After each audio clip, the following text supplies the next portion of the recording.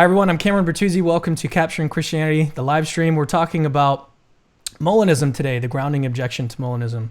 So I've got with me Dr. Kirk MacGregor and Dr. Malpass on Molinism. In addition to, what Molinism is, let me just give you a quick backstory here of what this view is before we get started, is that in addition to God's knowing what could happen, what free creatures could do and what they will do, God also knows, this is the Molinism view, God also knows what free creatures would do if placed in certain situations. And so the objection to Molinism that we're discussing today is called the grounding problem. And we're going to do our best to actually forward the dialogue today and actually present a new kind of objection, a new grounding problem for Molinism, which is going to be interesting. And Alex will tell us more about that in a little bit. But the basic idea is that there's nothing that sort of grounds these statements about what free creatures would do if placed in these different situations, and so thus God doesn't have this kind of knowledge. If you want to learn more about what I do here, you want to learn more about apologetics, and you also want to see great conversations, intelligent conversations between Christians and non-Christians, make sure to subscribe and turn on the little bell so you don't miss any new videos. And let me go ahead and introduce my two guests for today's stream. We have Dr. Kirk MacGregor. He's an associate professor of philosophy and religion and department chair at McPherson College. He's a historian of religion, theologian, and philosopher of religion. He earned his A.B. summa cum laude from Miami University, his M.A. with highest honors from Biola University, and his Ph.D. from the University of Iowa. He's also written a historical book on the life of Luis de Molina, who is the founder of Molinism. The link to that book is in the description of the video. Dr. Alex Malpass is a brilliant professional philosopher out of the UK. He hosts a podcast called Thoughtology, in which he interviews professional philosophers about things they're currently working on and the ideas they're most excited about. He wants to bring their knowledge and expertise to a wider audience because he believes that philosophy shouldn't be just for those people who are privileged enough to be able to go to university to study it. So he and I are actually a lot alike in that regard. We both value the work of these professional philosophers, and we do our best to bring it to a wider popular audience. So the link to Dr. Malpass's podcast and YouTube channel is in the description of this video. I've also linked his Patreon channel. He's trying to grow his Patreon page so that he can get enough money to purchase a microphone. So go support him there. Patreon.com/Thoughtology. I think is that right, or is it Alex Malpass? I'm not sure. It's in the description of the video. Either way, go find it there. All right. So if you're new to Capturing Christianity, to my YouTube channel, I host live discussions between Christians and non-Christians like this about once a month on topics related to God's existence. All of our past discussions are actually available in the playlist. There's a link in the description. So if you want to find more cool discussions between Christians and non-Christians, check the link. Last thing before we begin, I'm currently supporting my family through this ministry. I have 2 kids and a wife, and I support them through my Patreon page. So if you find value in the work that I'm doing here at Capturing Christianity, please consider giving a monthly donation so that I can keep it going. So head over to patreon.com/Capturing Christianity. If you pledge $5 a month, you get early access to all of my videos, all of my content, and you also get access to a private Facebook group that we have called the Bereans. So that's really cool. So I know that nobody is obligated to give to my ministry, so I really appreciate any amount of support that you give. It really means a lot to me.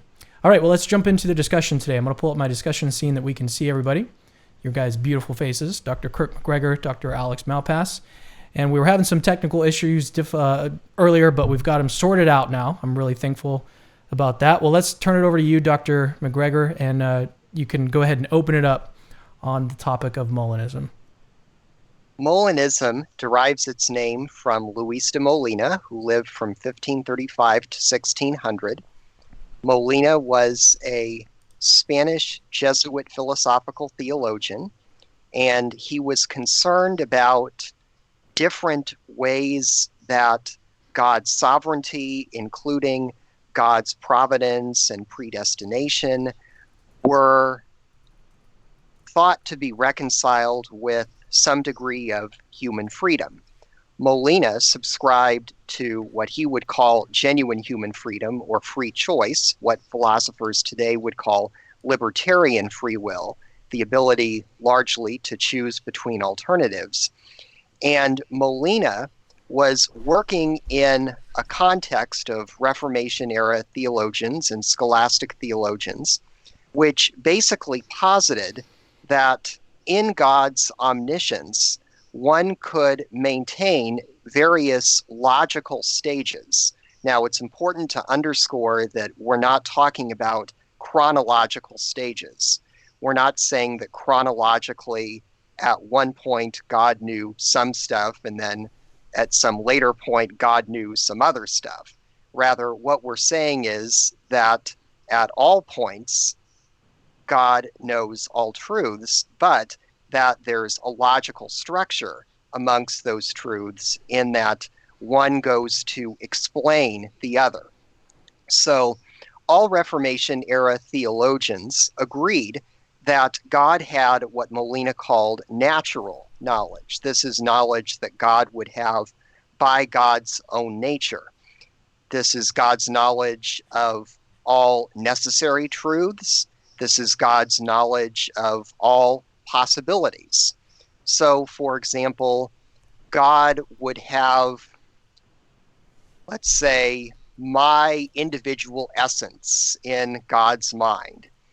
And God would know that if my essence were instantiated in circumstances C, then I could freely do A, or I could freely not do A. So that makes up God's natural knowledge, God's knowledge of all necessary truths, and God's knowledge of all possibilities. They also agreed that God made a decision, what more deterministic folks like to call God's divine creative decree, and what less deterministic folks would like to call God's divine creative decision, and that logically subsequent to that would be God's free knowledge, at least in Molina's nomenclature. And this would be God's knowledge of the actual world, God's knowledge of all past, present, and future tense truths in the actual world. And the reason why Molina called this free is because it is dependent upon God's free choice of which among the myriad of possible worlds that there are that God could create. Now, Molina, in a work written in 1588 called the Concordia for short, it has a much longer name, but that's the shortened version, he was asking the question about what are called today counterfactuals of creaturely freedom, or more precisely, hypothetical conditionals of creaturely freedom, because oftentimes the antecedent is not, in fact, false. Since David Lewis in 1973, typically philosophers of religion have called counterfactuals of creaturely freedom things, even if they do actually come to pass. But to avoid that and sort of restrict the word counterfactual to things with false antecedents, we can say counterfactual hypothetical conditionals. And that Molina felt that God knew such things because Scripture gives testimony to God's knowledge of these types of truths. For example, when Jesus says in Matthew 11:21-24, woe to you, Chorazin, woe to you, Bethsaida, for if the miracles done in you had been done in Tyre and Sidon, they would have repented long ago in sackcloth and ashes.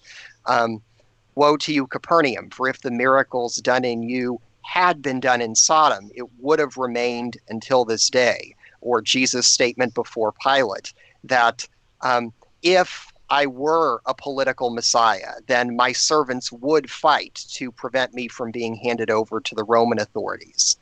Or God's knowledge displayed in 1 Samuel 23 concerning David ensconced in the city of Keilah, and whether or not, if he were to stay there, that Saul would come and attack, and if under those circumstances the people of Keilah would hand him over to Saul, and a number of other instances.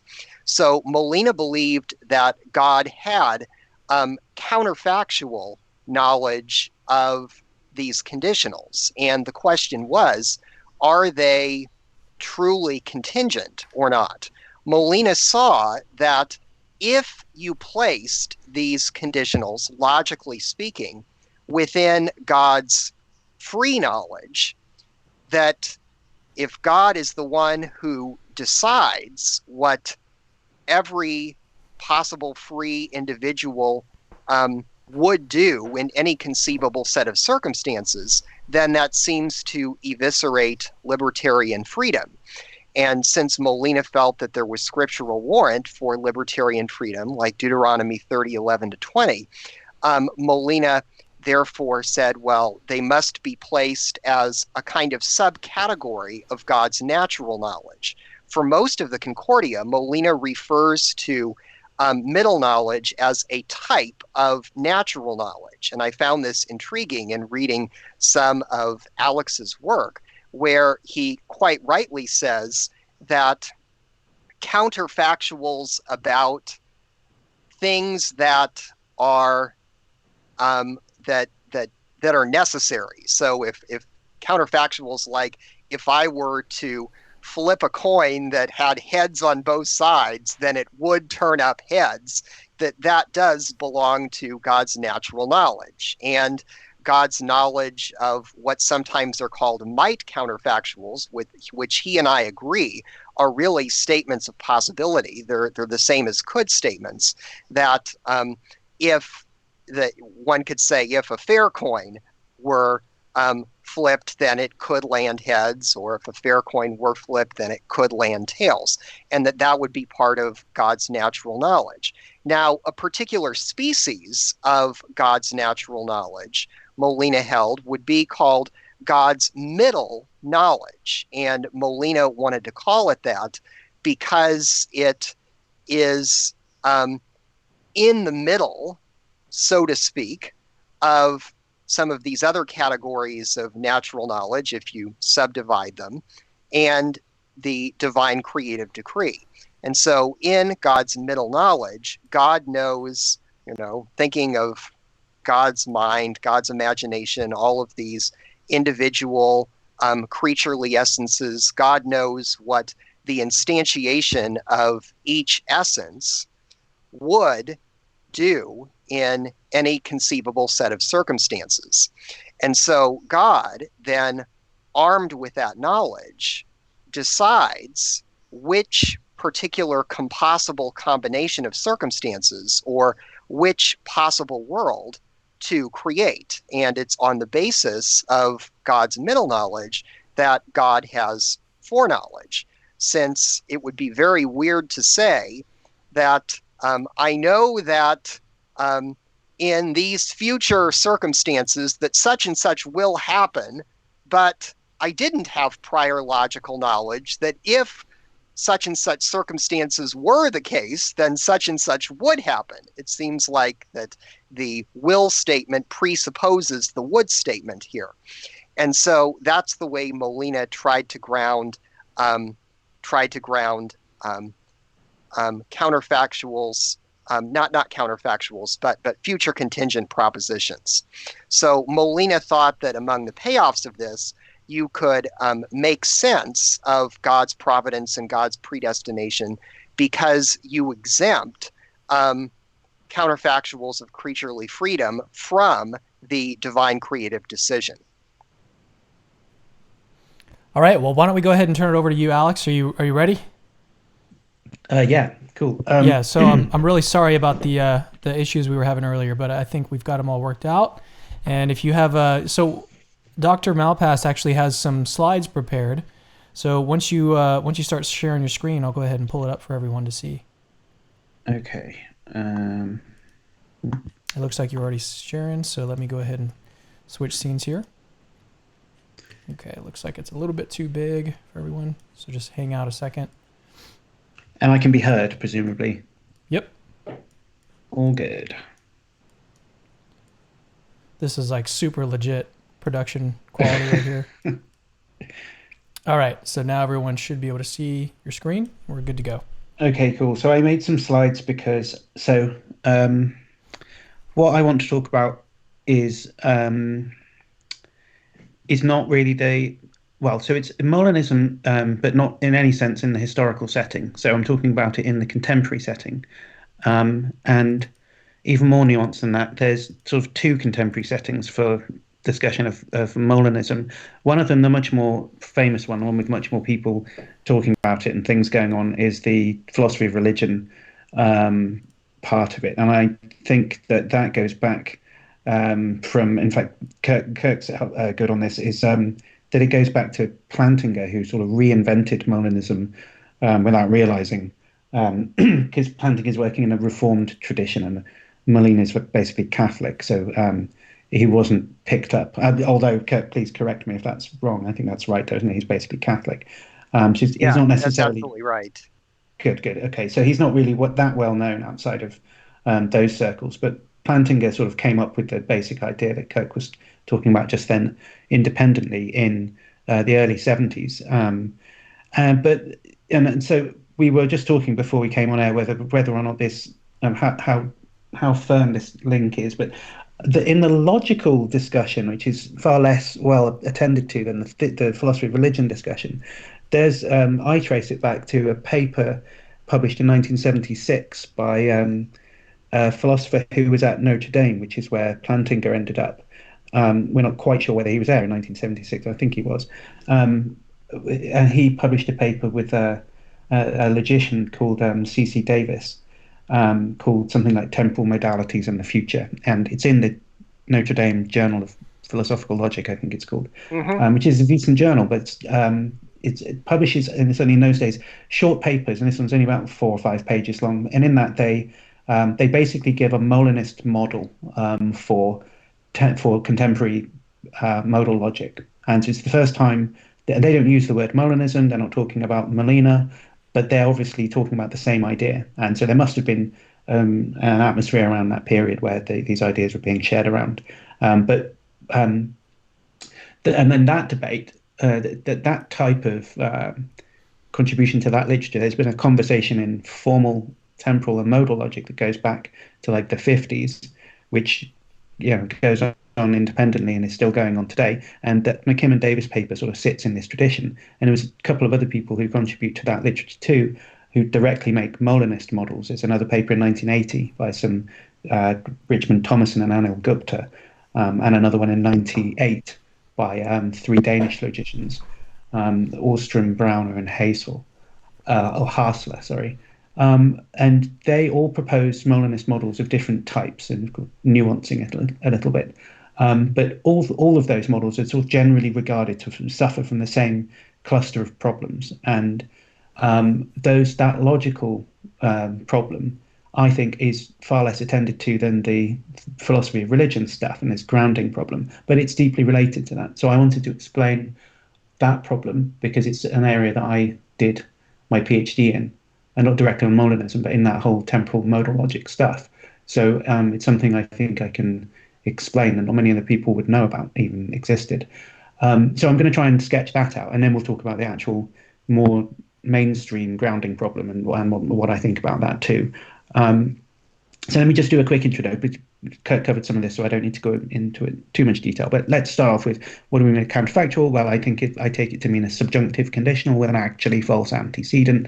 So that means the subjunctive conditional means it's an if-then statement, but it has words like were such and such, then would such and such. Right? It's got those subjunctive tensed words in it.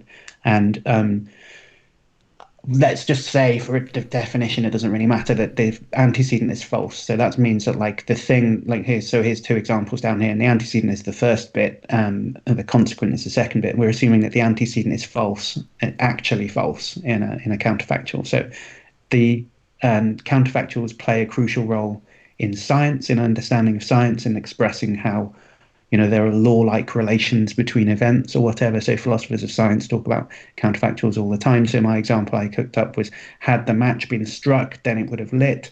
That in the right circumstances, I guess. But that we want to express the relationship between the striking of the match and the lighting of the match, even if we don't actually strike it. Right? It's got that kind of potential that it would light if it was struck. And we also use them just in everyday circumstances, like you might just say, if I'd flipped the coin, it would have landed heads or whatever, right?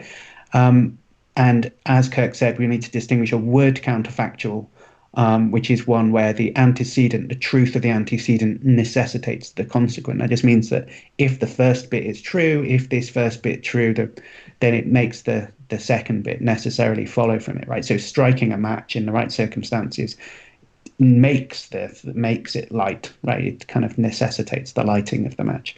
And we want to distinguish that from a might counterfactual, where say, for instance, in this example, the flipping of the coin doesn't make it land heads, right? It could land tails, but it's compatible with it landing heads, right? So there's a relation of like possibility between the antecedent and the consequent, right? So we've got word counterfactuals with, and then a Molinist counterfactual is a third type of counterfactual, right? So it is a subjunctive conditional with an actually false antecedent, but where the consequent is a contingent future tensed proposition, right? Like, so take this example. Had Cameron been tempted, then he would have had a bit of cake, right? So like first comes along the tempting, and then following that later on in time, he reaches out his hand and takes a bit of cake, right?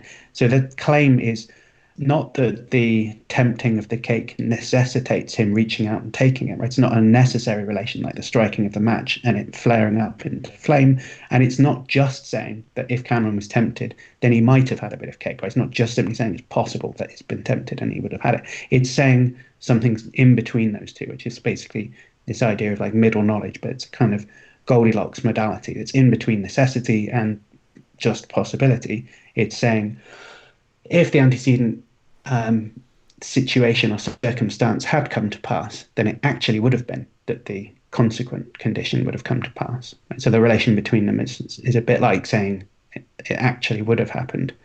It's disappointing and confusing in conversations about Molinism that the English language doesn't actually have a distinct subjunctive tense for Molinist counterfactuals. You know, we have would and might, but we don't have, you know, actually would or something. You can make it, you can have a construction to pick it out, but there isn't actually a distinct tense that picks out the Molinist conditional. But, you know, it's the idea is clear. So here I've just got a graphic which is just Sam flogging a dead horse here, but, you know, the would counterfactual is strong. It implies a necessity kind of relation. The might counterfactual at the bottom is weak, sort of modally weak, and it implies a possibility relation, whereas a Molinist counterfactual sits in the middle and it's kind of actuality. That's what we're calling it, middle knowledge. Okay. Let me crack on with this. So here is how we're going to start visualizing the logical relationships that we need to capture. And this is where I'm going to start explaining what the problem is with Molinist counterfactuals. So this is a possible worlds model. It has three worlds in it: world 1, world 2, and world 3. And it also has time in it, right? T0, T1, and T2. And what happens is the red line is the actual world, right? And it now is at T0. And I've got the decision whether I'm going to flip a coin or not flip a coin. And on this model, I don't flip the coin, right? But I could flip the coin. Over on world 1 and world 2, I flip the coin. Right? And in world 1, it lands heads, and in world 2, it lands tails. So hopefully that model, that diagram is clear. It's fairly straightforward, sort of thing you would do in a statistics class or something, although not in exactly the same way. But the idea of a branching time model, we call this. I'm going to use this to illustrate the problems. Now, just for you two who I can actually hear, this picture is fairly straightforward, right? Do you have any issues with understanding what this is showing? Nope. Looks good to me. Yeah. Cool. I think everyone's just going to be able to follow as well. So good. So just a quick word. We've got three worlds here, right? And I'm drawing it as if they branch from one another. And I don't want to indicate that there's anything particular metaphysically particular about that, right? I'm not saying that worlds literally break into two or something. It's not necessarily, you don't have to think about it like in the Everett interpretation of quantum mechanics or something like that. These are just worlds where I'm lying them down over each other, and I just pull them apart from each other when something different happens. So you can think of possible worlds in any way you want to, any ontology you have. You can be an actualist, you could be possible worlds realist. It doesn't make any difference, right? We're just lining them up in a picture so that it makes sense to look at them, and then you can interpret it with your own favorite ontology. This is just a logical thing, although metaphysics will come into it in a minute. Anyway, so now we picture ourselves at time T2, right, in the actual world. And then we say to ourselves, we're looking back on the past, and we say something like, you know, I didn't flip the coin, right? But had I flipped the coin, it would have landed heads, right? That's the counterfactual that we're evaluating. Now, David Lewis, who's this guy down in the bottom corner, has a famous account or semantics of what it means for counterfactuals to be true. And he thinks counterfactuals like that are false, right? In particular, if you say something, a would counterfactual, about a situation like the toss of a coin that's fair, which is contingent, then what you've said is false. And the reason is because he says, well, a word counterfactual like that is true when all of the closest antecedent worlds, that's worlds where I flip the coin, are also worlds where the consequent is true. That is where where it lands heads. But it's not true that all of the closest flip worlds are heads worlds, because world 1 and world 2 are equally similar to the actual world. So they're equally close to the actual world. There's nothing to pick between them at T1. They're exactly the same. And it's only afterwards that they branch, right? So they're both worlds where I flip the coin, but it's just not true in all of them that it subsequently lands heads, right? In world 2, it lands tails. So that makes this counterfactual false. So Lewis just thinks if you say, if I had flipped the coin, the fair coin, it would have landed heads. He just says, well, you've just said something false. Right? It's just false. It's also false if you say, had I flipped the coin, it would have landed tails. He thinks both of those are false. Interestingly, the semantics he has said if I flipped the coin, it either would have landed heads or tails. He says that's true. Anyway, don't need to go into the details of that. But anyway, that's Lewis's account of a would counterfactual. And the might counterfactual has a symmetrical kind of analysis, right? It's just had I flipped the coin, it might have landed heads. You don't have to check to see if it lands heads in every one of those closest flipping worlds. It just needs to be in one of them, at least one of them. If it's true in at least one of them, then it's true that had I flipped the coin, it might have landed heads. So he thinks that might counterfactuals in those contexts are true, whereas would counterfactuals in those contexts are false. And he just doesn't think that there are any other counterfactuals in between those. That's it, basically. And that's my view as well, I think. I don't share everything about Lewis's view, but I do agree with him about that. I just don't think there are any Molinist counterfactuals between them. But, here's Moliner, right? So the Lewisian analysis of would and might counterfactuals is straightforward. At least, once you understand it, it's easy to get it. But then the question is just if you're once you get Lewis and you see how to build counterfactuals in that way, and it's fairly straightforward, it's kind of intuitive, how would you plug a Molinist, the view that Kirk was just outlining previously, how does that work in this contemporary kind of logic analytical setting, right? I'm going to cash out two ways of doing it, but I'm going to explain why neither of them work, right? The first one, I think, is the one that you'd think of doing. And I think I see people online in informal discussions doing this first proposal as if that's how Molinist counterfactuals work. And it just does, it faces two kind of severe problems. And then the second one, so the first proposal is that what you do is you say in the antecedent which world is actual, right? Instead of just saying, had I flipped the coin, it would have landed heads. You say something like, had I flipped the coin in world W1, it would have landed heads, right? And so I'll explain why that doesn't work. And in proposal 2, what happens is that what you do, and I think this is closer to actual Molinism, this is what the logicians I was mentioning at the beginning do, is that they start off by saying that the model itself has, at each point where worlds branch from one another, one of them is designated as the actual future of that moment. Right? So even in sort of non-actual moments have an actual future. And I think that's closer to what Molina himself thought. But I'll explain why that doesn't work either. Right, so okay, let me just crack onto this. So here's the first proposal, is you say something like this. So his first go at explaining what a Molinist might say as their analysis of counterfactuals. So they say, had I flipped the coin, it would, and then with a little asterisk meaning would as in Molinist would, right? I said there isn't really an English way of saying a Molinist counterfactual. So we just say, had I flipped the coin, it would actually have landed head, something like that. And then what you do is you say, well, that's true if and only if had something like W1 been actual, then the coin would have landed heads. So I'm not just saying had I flipped the coin, but I mean had that world where I flipped the coin and it lands heads. Right? If that had been actual, then it would have landed heads.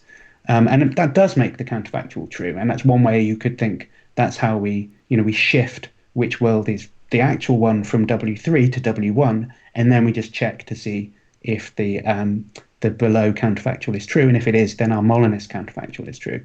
And that might be one way of doing it, right?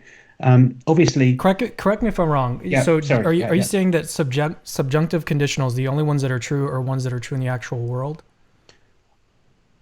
On this proposal, you mean? Yes. Well, I'm saying that the original counterfactual is made at that point, T2 in W3, which circled as now. And what you're doing is you say, well, that the thing I utter in W3, that's true if I pretend that W1 is actual, and then the consequent is true in W1. That's my idea for how you could do a semantics for Molinist counterfactuals.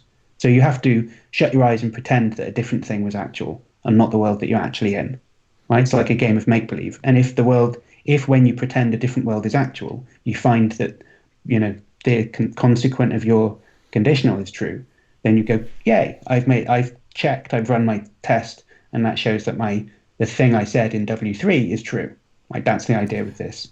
Okay, so help me understand the problem, because I guess I'm not seeing what the issue is with pretending. You can pretend that this thing is true. Is that what's the issue? Yeah. Good. That's what I'm going to come on to. So just to begin with, note that obviously I could shut my eyes and pretend that W1 is the actual world. I could also do that for W2, right? And if I did that, then my counterfactual would be false. So whether the counterfactual is true or false depends on which one of these two worlds I shut my eyes and pretend is real. Right? Now that already gives a sneak preview of what the problem is.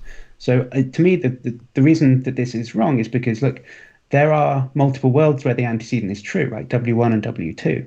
And they just give a different answer to whether my original counterfactual was true or false, right? And which one should I pick, right? You might say to yourself, well, which one of these two should I pretend is the actual world?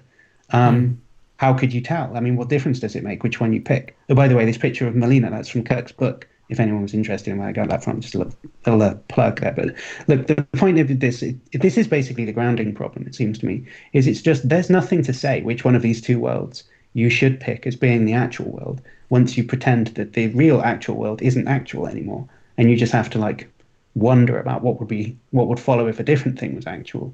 Then there's nothing to ground out that hypothesis that it's W1 rather than W2. Right? They're equally, you're just pretending at the end of the day, and they're both there, and you could pick either of them.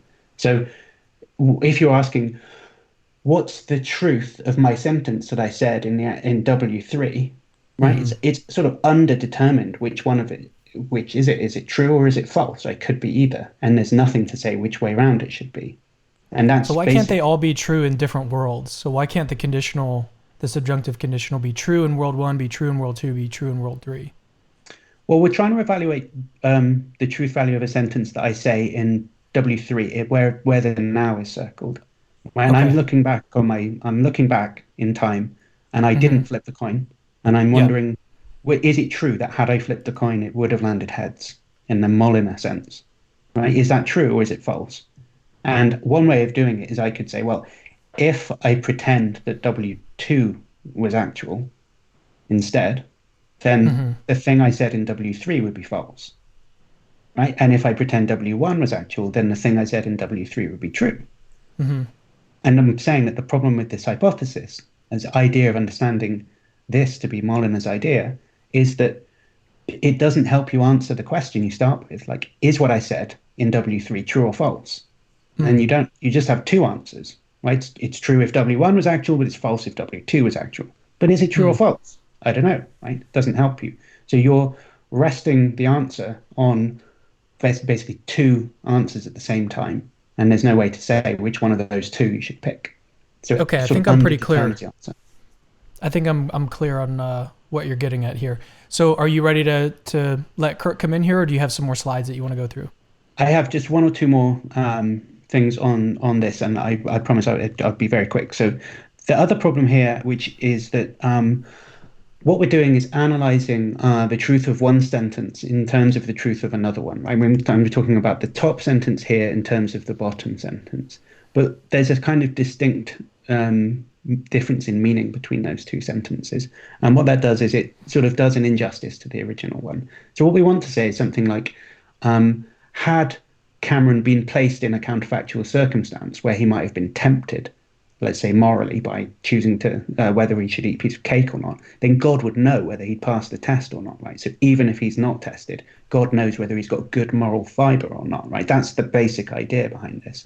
But the problem with this analysis here is that we're just saying we're explaining the had Cameron been tempted, he would have eaten a bit of cake, as being evaluated in the same way as had Cameron been tempted in a world where he would go on to eat a bit of cake, then he would have eaten a bit of cake. Right? And there's something kind of trivial about that second sentence, because obviously in a world where he is tempted and does give in to the temptation, then he gives in to this temptation, right? But that's just like saying something. We're basically saying the same thing twice, right?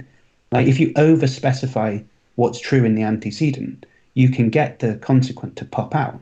But then it kind of becomes trivial because I've just packed in the information at the beginning, and then the deduction of it, pulling the rabbit out of the hat at the end, isn't interesting, right? Like if we go back to the original example, if I strike a match, then it lights. There's something kind of substantive and discoverable about that truth. It's not trivial. Right? You can't just tell by looking at that counterfactual if it's true. You have to go out into the world and strike matches and see if it's true. But if we say, had I struck a match in a world where it lights, then it would light. You don't need to go out into the world and look at anything. It's just trivial. It just pops out of the consequent, right? Of the antecedent. The consequent is just the same as the antecedent. So that, it feels like what we're doing if we try and adopt this method here is to reduce Molinist counterfactuals to something trivial. And trying to explain what Molina actually said as something trivial just doesn't seem to fit, right? So attractive though this idea might be to begin with, it can't be a good explanation of what Molina's proposal was. Like a Molinist should reject this view because it's like it basically has the grounding problem as problem one, but it also seems to trivialize Molinism as problem and two. I would reject proposal one as well. Okay, good, right, excellent. So then proposal two, right? This is the one that the logicians come up with in the 70s. So right, on this picture, right, I'm just saying here, before God made the world, the idea is that he knew which free choices we'd make in each of the possible situations we might find ourselves. And one way to do that is that you, in addition to there being one branch through that tree that's entirely red, if you jump up and go left, right, you find that you're going up a black branch, but then you get to that first node on the left-hand side, and then there is an actual future coming off it. Like if you notice, each point where this tree branches, it has one future branch that's red. Right? Each one has at least one red branch. And so that means that it's every moment in this tree of possible moments, each of them has an actual future. Now, that I think is closer. That's the idea of what what God is looking down upon, the kind of modal structure of the world before he does anything. And he can see, looking at that, oh, well, if Cameron was tempted over there, he'd give in. But if he's tempted in that point, he wouldn't give in, whatever. And he can see what everyone would actually do in addition to what they have to do and what they could do. And that's the closest way of explaining what Molinism is in a kind of logical model. Right now, I'm just going to my slides kind of run out because I ran out of time earlier. But there's two problems with this, right? I think I have another slide for the second one, but yeah, okay. So the first problem is a logical one, and the second one is a metaphysical problem, right? The logical problem is that compound tenses misfire on this way of looking at things, and the second one is that you've got this messed up view of what actuality is. It doesn't make any sense. But the logical problem. So let's look at this, right? So this is a Molinist model on this second proposal, right? So every moment has an actual future coming off it. Now, up in the top right, I've got a tautology, right? A tense logical tautology. If it's now P, then it was going to be the P, right? Now that's a tautology because, if it's raining now, then it was earlier, this morning, true that it was going to rain now, right? Anything that's true now, it was true in the past that it was going to happen. That's a tautology, generally speaking, right? But it misfires on this model because if you take the flipping point, right, in W1 at T1, where it's true that it's true that I'm flipping the coin, but if you say it should be that it was going to be true that I would flip the coin, but if you go back in time one moment to T0, it's actually not true that I'm going to flip the coin. It now becomes true that I'm not going to flip it, right? Because the red line is pointing in the other direction. Like the actual future at T0 points towards not flipping So at the flip moment, its tautology is false, and was weird. And the story of the logicians trying to work out this problem was that they tried ever more increasingly sophisticated ways of avoiding that type of tautological failure, and it just ends up with more and more complicated sentences that should be true coming out false. And that's why they gave up on it after a while. Generally speaking now, people just don't try Molinism anymore because you can't find, I mean, maybe it's an open problem, but like no one knows how to build it in such a way that you don't get this kind of failure of compound tenses.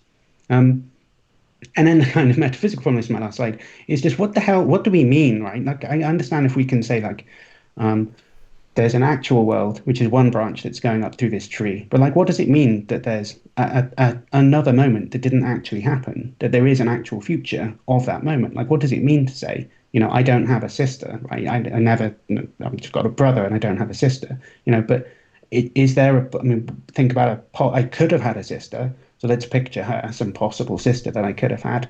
And what does it mean to say that she actually chooses ice cream rather than toast or whatever? Like, what does that mean? How could it be actually true that she does one of them and not the other? I mean, all that actually happens is me. In an actual world, not all that actually happens is me, but all that actually happens is the stuff that's real in the actual world. In the actual world, I don't have a sister. So it's just a question of like, how could it be that there are other actualities than the actual world? It just sort of seems to be kind of excluded by the notion of actuality. It's like saying there could be another now apart from this now. Like, what does that mean? Like, now is now. It couldn't. If it was another now, it wouldn't be this now, so it wouldn't be now at all. It's just the idea of there being more than one actuality doesn't seem to make any sense, and I'm not sure that's what Molina wanted to say either. But unless you posit something like that, it seems like it's difficult to understand what's going on in these models. So there's a logical problem, and it seems to me a metaphysical problem. And that's it. I'm sorry, I went on way longer than I thought it was going to do. So yeah, I can no worries. Yeah, let's turn it over to Kirk. So what are your thoughts here? Maybe what you could do, Kirk, is help us summarize some of the thoughts that Alex got across, because I know you have thoughts on them. Mm-hmm. But if you could help us, me, and the audience understand what's going on here, I think that'd be really helpful. And then we'll hear your response.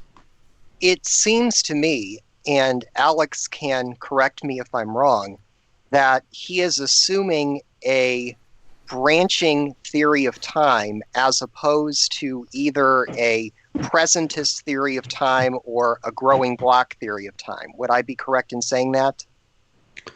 Well, you might be able to show that, but I don't think I am. I think that the model doesn't say anything about that in particular. But maybe you can explain to me how I am committed to that with these models. Okay. If we look at the diagram, I'm trying to remember at what point. Sorry, let me get it back. Yeah. Yeah.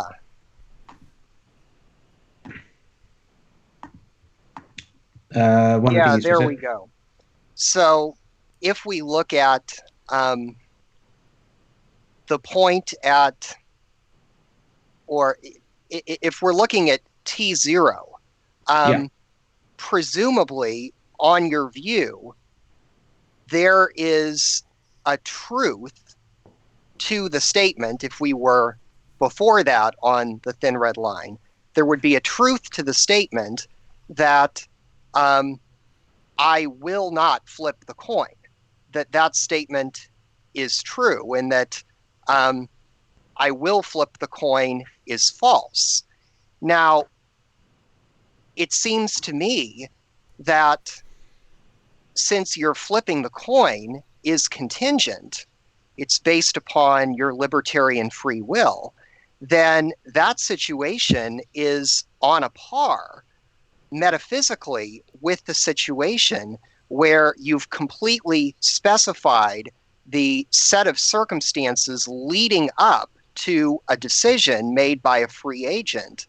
And one could say, well, the free agent would contingently, I prefer that to would actually, because would actually makes it sound like you have multiple actualities, which, as you indicated, it's problematic. So we would say that the free agent would contingently do A rather than not do A. And it seems like that those would be on a par. One could say, well, how on earth could it be true on your model that you would not flip the coin? And my answer to that, being a presentist and believing in abstract objects, is to say that what makes it true prior to T0 that you will flip the coin is that it is a fact that, or what makes it true at T0 that you would not flip the coin is that there is a fact prior to that that you would not flip the coin. That that fact constitutes the that fact constitutes the ground. And typically in grounding objection or in truth-making discussions, that a truth maker is understood as if you have the existence of something. If something exists, then the proposition will follow. And so it seems like if you have the existence of the fact that you would not flip the coin before T0, then you would not flip the coin at T0. But if you, and one could say exactly the same thing on the Molinist framework, that if you have a free individual P in circumstances C, where you fully specify the circumstances, then P would freely do A or would freely not do A. And you could say what is the truth maker for either of those is simply the so-called counterfact, that it remains, it is a fact that if the individual were in those circumstances, then say the individual would do this. And I think that you've got a clear parallel between saying that we know that the no flip, that prior to T0, that the no flip will be true. Well, what's the truth maker for that? It seems to be some abstract object, some fact, and one could answer in precisely the same way that in counterfactuals of creaturely freedom, that what makes it true is similarly an abstract object. And I think what you would want to say is no, you can't use that as a truth maker, because I'm demanding a truth maker in terms of a physical object, or I'm thinking of a truth maker in terms of something that can be described purely in categorical terms rather than in modal terms. But if the future does not yet exist, then to make the determination about the future, you would have to bring in modal terms. Modal terms are going to be the key here in exactly the same way that they are in counterfactuals. And so it seems to me that on this model, you've got to be committed to the view that the actual present exists and that the actual present is the truth maker. It is what determines whether or not there's going to be a flip or no flip. So that's why it seems to me that your model is committed to a branching view of time as opposed to either presentism or a growing block theory of time. Okay, good. So I think right. So so there are, broadly speaking, three types of temporal ontology, right? Like a presentist view, only the actual world, only the present exists, past and future don't exist. Eternalist, where past, present, and future all exist, and a growing block theory, where like the past and the present exist, but the future doesn't. Right? There are more nuanced versions of that. But broad brushstrokes. There's three ways. It seems to me you can use all three of those on this. So let's take the presentist view.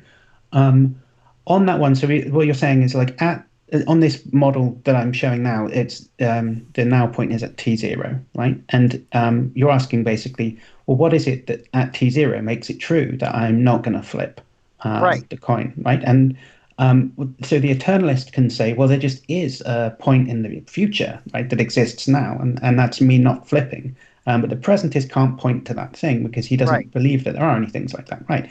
Um, but it seems to me that the presentist can say something like this, right? They should say something like this, which is that, well, so think about it in terms of this. So let's say we had a bet, right, as to which of those two things. I mean, maybe it's Cameron, and we're watching him, and he doesn't know we're watching him, and he's deciding whether to flip or not. And we have a little bet with ourselves, and I say, "Oh, he's not going to flip," and you say, "All right, I bet you £5 he will flip," and I shake your hand on it, right? The thing is, what resolves whether we can find out which one of us was right in that context, at least in principle, because we just wait and see, right? And one of them is what happens, and the other one isn't what happens. And what that means is time progresses forwards, right? The moving now goes up this abstract timeline in one of those directions and not the other one, right? And it's what grounds at T0 the truth of it flipping or not is what happens later on, like what it's going to do, right? It seems to me. So you just have to wait and see, just like when we make a bet and one of us is proven right and the other one's proven wrong. That passage of time, like on this view, it seems there's something kind of deep and profound about this, but the passage of time is what unravels future contingents in one direction or the other. So if you're a presentist and you believe in the passage of time, that's what you point to as grounding out those truths about the future, right? Those ones that the passage of time makes actual. And that's So Alex, not present on the other side. Well, what I'm asking is, how is that? I can see that the passage of time is a necessary condition for it being actual, but I don't see that it's a sufficient condition. It seems that you have to factor in the person's free choice as well. So just saying, well, the passage of time, makes, I'm wondering what you mean by make. Do you mean make in the sense of causally make? Or do you mean simply the sense that if such and such exists, if the existence of some truth maker, then some proposition? Are you simply saying that that if then statement, or are you saying that somehow time makes it be one or the other? Because if you're saying time makes it be one or the other in the stronger sense, then it seems the real problem is with libertarian freedom. So let's just separate out. I don't think, and I think we both agree, I think the Molinist starting position is going to be that there isn't any incompatibility between there being a truth about what I'm going to do, contingently going to do, and it being contingent that I'm going to do it, right? So we're not talking about that kind of like problem of fatalism, like if it's decided now in advance, then I can't be free in doing it. So we're not talking about that issue. Correct. You're asking me, well, what do I mean when I say that it's grounded down in the passage of time, making it true now that I don't flip at T2?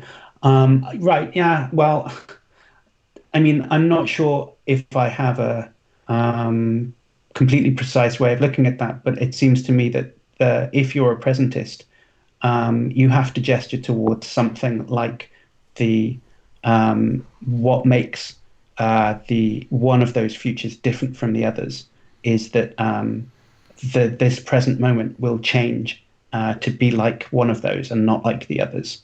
That's what makes it true. And I'm not sure if that should be cashed out in terms of causation or not. Right? I'm not sure about that. I'm not a presentist myself. But I think that a presentist. So. Well, I just so what seems to me weird about the view that you're cashing out then is it's just like what's going on is that there's in the present moment there are just these truths, right? Like these facts about what's going to happen, as if it's just like a ticket that just floats there, and you can just look at it and say, "Oh, it's in my world. There's a ticket that says at T1 no flip," and that's it. I just check to see which ticket is present with me about the future, and that's all that it matters. Right. So it seems like that. So far, where we have, we're starting from very different presuppositions, is our understanding of the existence of abstract objects. Obviously, if you're a Platonist or if you're a conceptualist, I happen to be a divine conceptualist, then one could make sense of the existence of such things. But if you reject abstract objects, then you wouldn't have that. You wouldn't have that to go on. Oh, that's not our problem though, because I would probably most closely identify with as a Platonist there. So it's not the presence of the abstract objects in particular.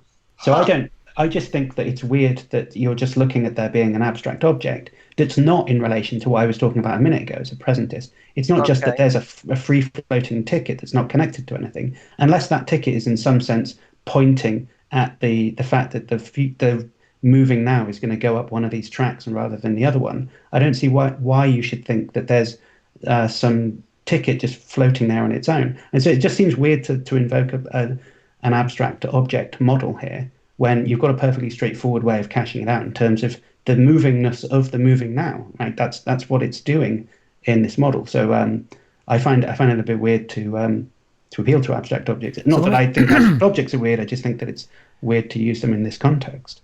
Let me ask a question to you, Alex, real quick. So on presentism, do you think that there is a fact about what people will do? Sure. Yeah. Assuming presentism and assuming that there is this sort of libertarian freedom, do you think that there are facts about what people will do? Yeah, I mean, so to put it slightly differently, I don't think there's any problem about being a presentist and thinking that there are facts about what people will do. I mean, some people think that if there's a fact about what I'm going to do tomorrow, then it can't be free when I do it tomorrow. I think that's nonsense. I think that problem is spurious, really. That it's just, I think William of Ockham is one of the first people to just solve that problem, right? And I completely agree with that. So, I mean, I'm an Ockhamist rather than a Molinist and this sort of thing. I mean, Molinism sort of builds on Ockamism. He just accepts that same solution, but then so you're not an open theist. You don't. No. You wouldn't be an open theist in a possible world. Yeah, absolutely. So you do think that it's possible to have foreknowledge about freedom, about free choices, but those choices have to be part of the fabric of the actual world, I guess? Yeah. You don't think that they're... Yeah. Yep.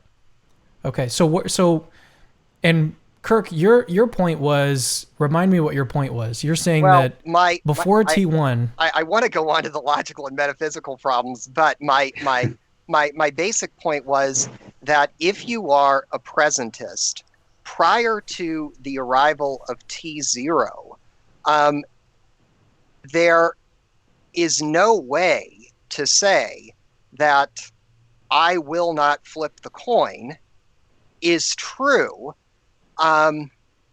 because the future does not exist. The passage of time into the future has no reality. And so one would have to say that the truth maker for that, if it has a truth maker, is that is the fact that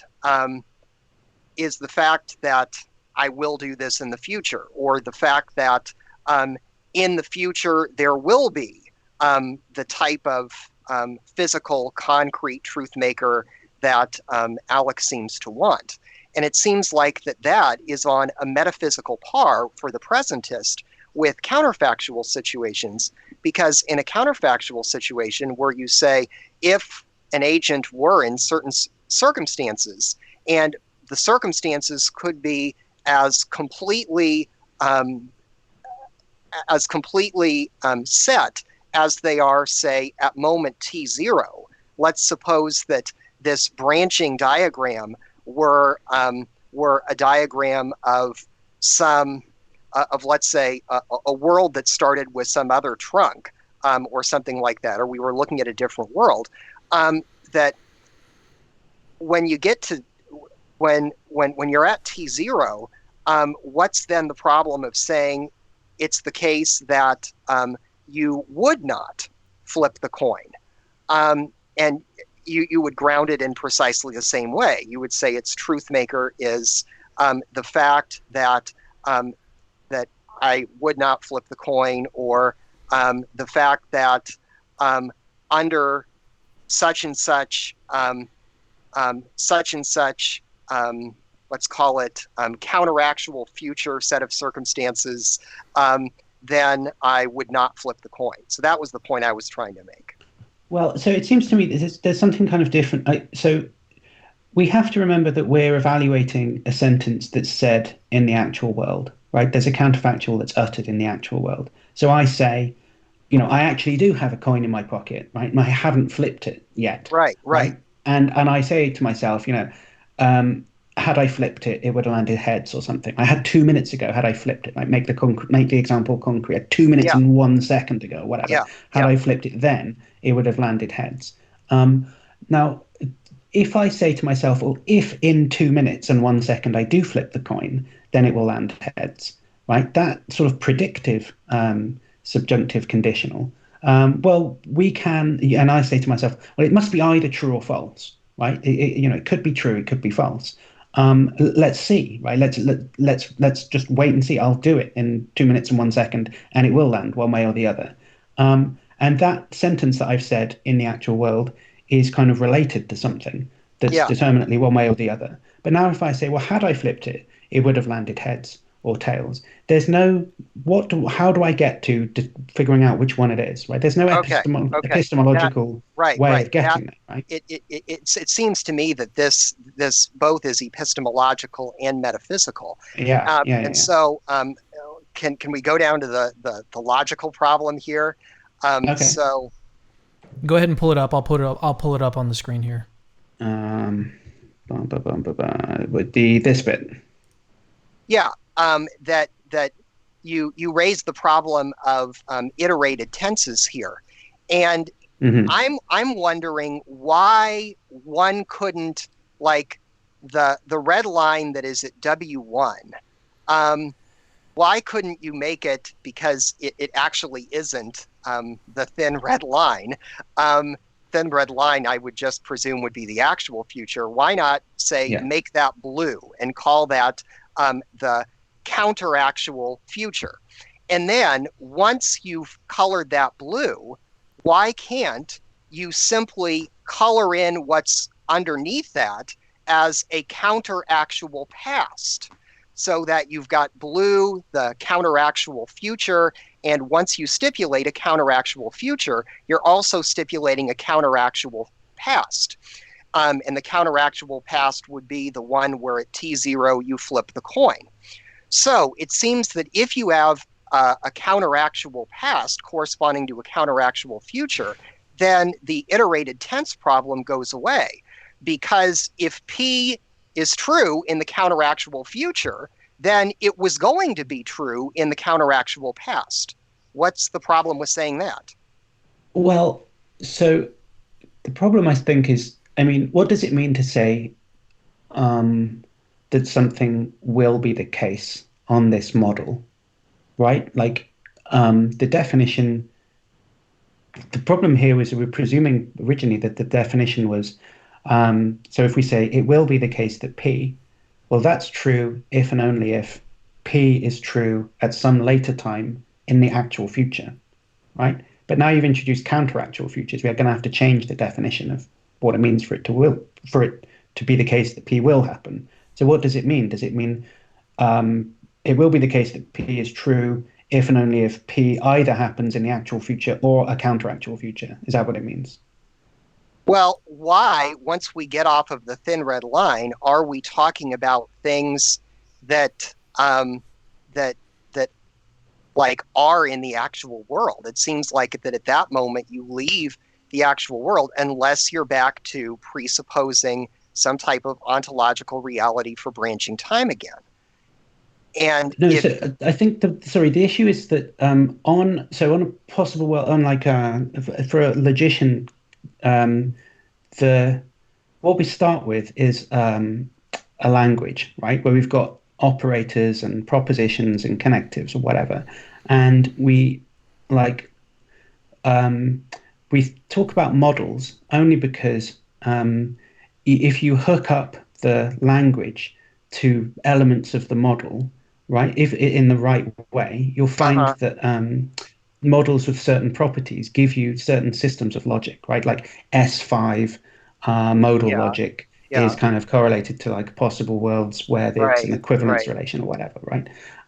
But what's going on here is we've got a temporal and modal logic. So we've got modal operators will be necessity, possibility, whatever. We've also got temporal operators. So we want a definition of the future tense right? Which is just, and the model itself is related to that future tense in some way. So I'm just asking, what's the semantics, right, that hooks up to this? So now we've got a blue line as well as a red line. How does that calculate the truth value for future tense statements? So I'm just asking, is it that we go, it will be that P if and only if either P is in a blue future or a red future. I mean, is that the proposal? Because otherwise, I'm not sure how it helps to add a blue line. You need a Well, semantics that corresponds to that addition, right? well, what I'm saying is that if you go with the logicians that you were citing before, Yeah. and you were saying, I think you would say that those logicians would posit that God knows where all of the thin red lines are. Hmm. And I'm wondering, why isn't it just the case that the actual future is the thin red line, and these other counteractual futures are sort of blue lines? And once you posit a counteractual future, then you simply draw in blue the counteractual past that would be needed to get to that. And so if you're comparing apples to apples, so to speak, counteractual future to counteractual past, then you don't have a problem of iterative tenses anymore.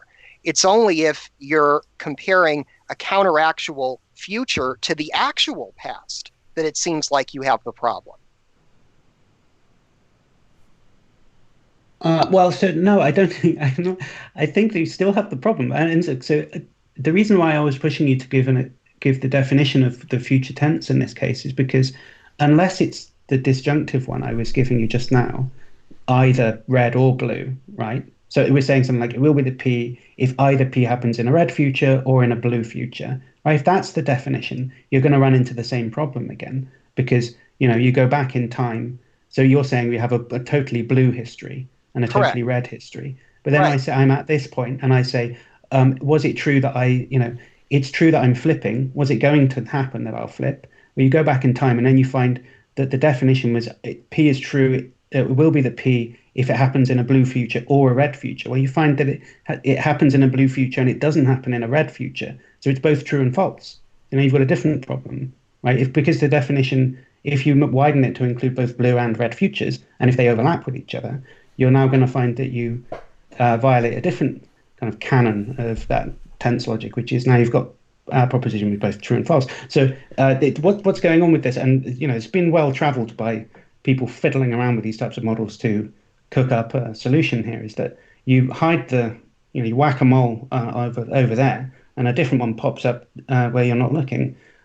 So I think to evaluate the proposal adequately, I'd need to see a definition, an actual definition that we could then calculate to see if it had a weird consequence to it. And I think at the moment I'm not understanding what the precise proposal would be. Okay. So you're saying Sorry, that this might have gone off into the deep end, Cameron. I'm not sure. Oh, no. how fun this Actually, is. I was Yeah, just looking at the live Um, chat, and people were saying that they were able to follow. So, Yeah. no, I Okay, think it's cool. going good. If you guys can every now and then just sort of summarize where the conversation is sort of at, that would be helpful too. Yeah. So I think the question becomes, when you draw this blue line in, that if you have a counteractual future, then in the counteractual past that would need to precede that, you would need the flip at t0. And so if you were looking just at the blue line, why not evaluate truth and falsity simply relative to each line? That Oh, the I blue see. line I would be see. Yeah, yeah, evaluated relative to the blue, the red would be evaluated relative to the red. Why, I see. if you can It have a sounds like you're counteractual just future, looking at. why not It a sounds like counteractual past? it sounds like you're just looking at world 1 and world 3 and just saying there's these facts in world 1 and then these facts in world 3, and we just happen to be in world 3. That's the actual world. Right. I think that is what I'm saying.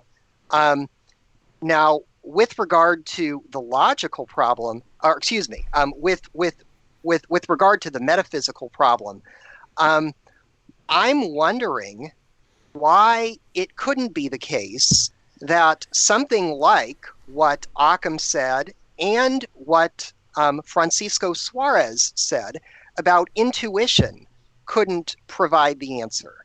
Let me kind of go into where I'm deriving my thoughts from. So I've been trying to work on the problem of divine intuition, what exactly divine intuition is.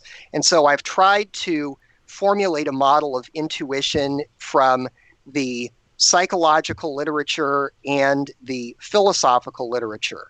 So in those types of literature, at least with the thinkers that I'm working from, so I'm working from figures like Michael Johnson, Jennifer Nato, Timothy Williamson on the philosophical side, people like Victor Dörfler, Fran Ackerman on the psychological side, and it seems like you could say something like that intuition is the cognitive faculty which, among other things, determines or is able to see, is able to determine the truth in evidentially underdeterminative cases. So if one went kind of along this route and one said that intuition, that divine intuition is God's ability to sort of know what would happen in evidentially underdeterminative cases, I think about one thing that Williamson says about intuition. Williamson says part of intuition is the general cognitive ability to handle counterfactual conditionals. And he gives a very interesting remark where he says that he thinks that we have this faculty, that it's not simply that we infer from the would probably. He thinks that we actually know the contingently would. And he says, even though there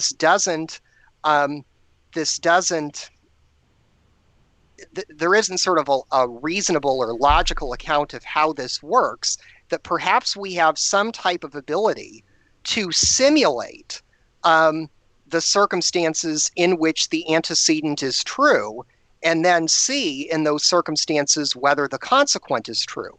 And I'm wondering why not, in the mind of God, why God could not have that kind of ability to simulate what would be the case. So if God does have the ability to simulate what would be the case, then it seems like that God's stream of consciousness that corresponds to the simulation would have at least the same ontological status as, say, time does. And so the two would therefore be on a par with each other. So that's one thing I'm wondering about the metaphysical problem, that if you're trying to kind of get at is there sort of a mental correspondence in the divine to time, why couldn't you say that there are these simulations in the divine mind, and it is these simulations that performs exactly the same role as the thin red line does in your model? But it just does that. Yeah, Alex. Yeah. Alex, before you respond, if you can just help summarize the point that you think Kirk was making, and then give your response to it. Also, keep in mind, are you guys both available for about 30 minutes past where we said we were going to end? Yeah, sure. Yeah. Okay, because we're going to turn it over to Q&A for just a little bit. So if you guys have any questions, go ahead and start writing them down in the live chat. We're going to switch to a short Q&A time for about 15, 20 minutes, right at about 4 p.m. Central. That's in about 12, 13 minutes. So, Alex. Okay, so that's interesting, and I mean, I guess that you're reading knowledge and its limits, but and I know he talks about counterfactuals in there quite a lot, but I guess I didn't pick up him saying that we can know contingent counterfactuals. That's interesting. Maybe I need to go back and look at that. But my reaction to that, I think, is it's basically a similar thing to Plantinga thinks that we can know Molinist counterfactuals or contingent counterfactuals in a similar way, I think. Okay, so the idea is that if I'm summarizing, Kirk, right, is that that there is a sort of faculty of simulation that we can run in our heads to model as a counterfactual scenario to see whether the coin would have landed heads if I'd flipped it or not. Well, I wouldn't want. Well, I'd want to use where a free agent is in a particular set of circumstances, because there you do have access if you believe that free creature has, let's say, an individual essence. You do have access to that individual essence.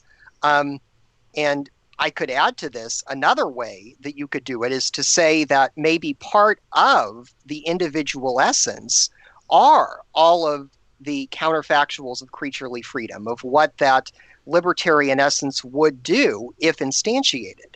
So even though that's not the first proposal, but something I can add.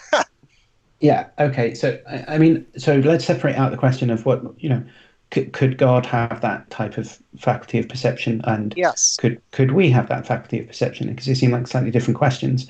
So let's just focus on whether it seems plausible to suppose that we do have that faculty, right? We as normal humans. And I think my answer to this is that it feels like what we're doing is just confusing, running together two things that should be kept distinct. So I think, let's say if Cameron had been tempted, would he have reached out and taken a piece of cake? Right? Like, I mean, if I know Cameron well enough, I might say, yeah, he would, right? But I don't think I'm running a faculty of simulation. Gotta be vanilla cake. Yeah, right. But that's it. Like, if I know he likes vanilla cake, and it is a vanilla cake we're talking about, and he often does reach out for vanilla cake, and I know that, then I'm going to just say, well, yeah, I reckon he would, right? Like, I'd bet that way if I was asked to bet on it, right? So if you made me pick one of them, that's the one I'd pick, because, like, I've seen him do it before or whatever. So I think that what's going on there is that I'm just guessing which contingent counterfactual I think is more probable than the other one. And I'm basing that off facts that are true in the actual world, like Cameron's propensity to pick vanilla over chocolate cake or whatever, right? How abstinent he is as a person. So I think I'm grounding. I think what I'm doing really is just talking about which one is more probable, which is a probably counterfactual, right? And that's not the same thing as a Molinist counterfactual. Correct. I just sort of seems to me. Well, and also God's knowledge is infallible, right? It's not that he's not guessing; it's got to be infallible. Yeah. So I think I think I can have a perfectly straightforward way of explaining what's going on when we're doing those explanations. So, like, I mean, for instance, but going back to Williamson, I think that what's going on there is that we have a kind of more or less operational kind of internal model of how medium-sized dry goods bounce around and hit each other and stuff. And if you say to me, I don't know, imagine rolling a hedgehog down a hill that's at like 45 degrees or something. I can sort of do that in my head, and I know there isn't actually one there, but I can sort of run a thing. And you might say, well, what if you hit a bump? What would happen? I can sort of like run a scenario of that, and you could get me to sort of, if you spelled it out in enough detail,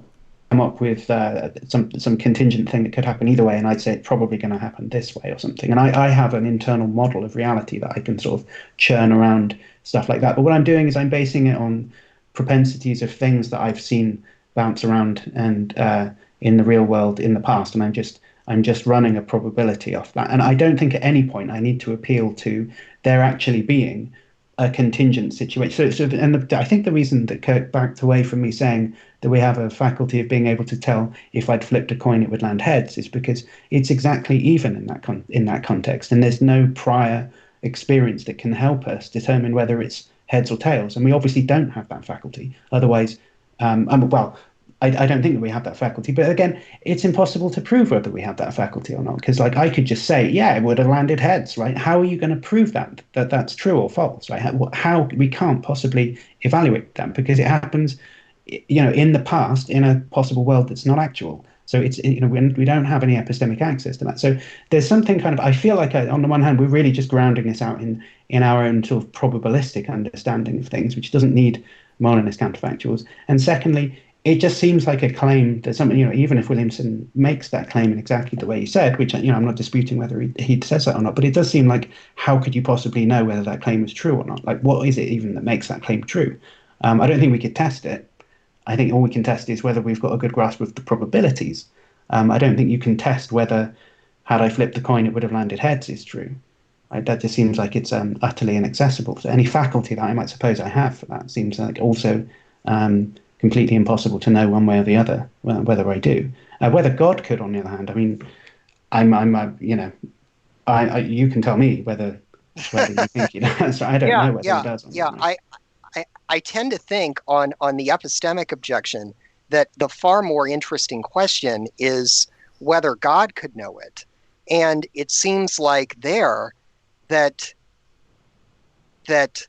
God would certainly, prior to God's divine creative decision, would have access to the facts that I would identify as the truth makers for counterfactuals of creaturely freedom. God would be able to look out into the Platonic realm, or if you're a divine conceptualist, God would have knowledge of acquaintance of God's own mind and would be able to know which ones are there. So it seems like the grounding facts are there before God. And if it's the case that part of the very idea of a creature, part of a creature's individual essence, is counterfactuals of creaturely freedom, then God could simply, by fully knowing the idea of that creature, know what that creature would do in any conceivable set of circumstances. Now, I think that the difference between Alex and I fundamentally is whether or not you're going to accept those types of things as valid truth makers. And if you accept those things, then I don't think there's a problem. If you don't accept those things, then there is. But then I was saying that with intuition, that I guess with the question of whether or not, when we think that, when I went to San Diego for a recent meeting of the American Academy of Religion, I'll give you two different statements. And I think what Alex wants to say is that both of these are probabilistic statements. And I guess what I would say is that these two types of statements don't feel the same to me at all. And so I would invite the audience to introspectively think about sort of their feeling of this. What seems to have been the case. So when I left for San Diego, I, at least to all the world, would say that I know that my wife will not cheat on me when I'm gone. And it doesn't seem to me that introspectively I'm running the probabilities there, or I'm saying, well, she's been faithful all through the past, et cetera, and I'm compiling all that evidence, and it's on that basis. I think that I would say that actually the Wood judgment seems to arise immediately, spontaneously in me, that she would not cheat on me. And then if you were to ask me, well, is it the case that she, or that she would not cheat on me? And if I say, well, what's the relevant would probably? I think the would probably comes second in my thinking. I would say, well, based on that intuitive knowledge that I have, then I can say that, yeah, it's true that she would probably not cheat on me. As a matter of fact, the probability there is 1. However, that seems a very different statement than like what went through my mind, at least, when I stepped on the airplane. When I stepped on the airplane at Wichita, there's a flight to Dallas, then from Dallas to San Diego. When I stepped on that flight, I thought it's highly probable that this plane will not crash. But I didn't have the same intuitive sense that it will not crash that I had that my wife will not cheat on me. It seems that if I think introspectively, there are two different mechanisms going on. And so I would just invite the audience to say if they think that the mechanism that I'm describing is closer to the truth, then God would seem to have that mechanism as well. And one could reason from the lesser to the greater. If I have that kind of mechanism and it works in certain circumstances, then why couldn't God have that mechanism and it work in all circumstances?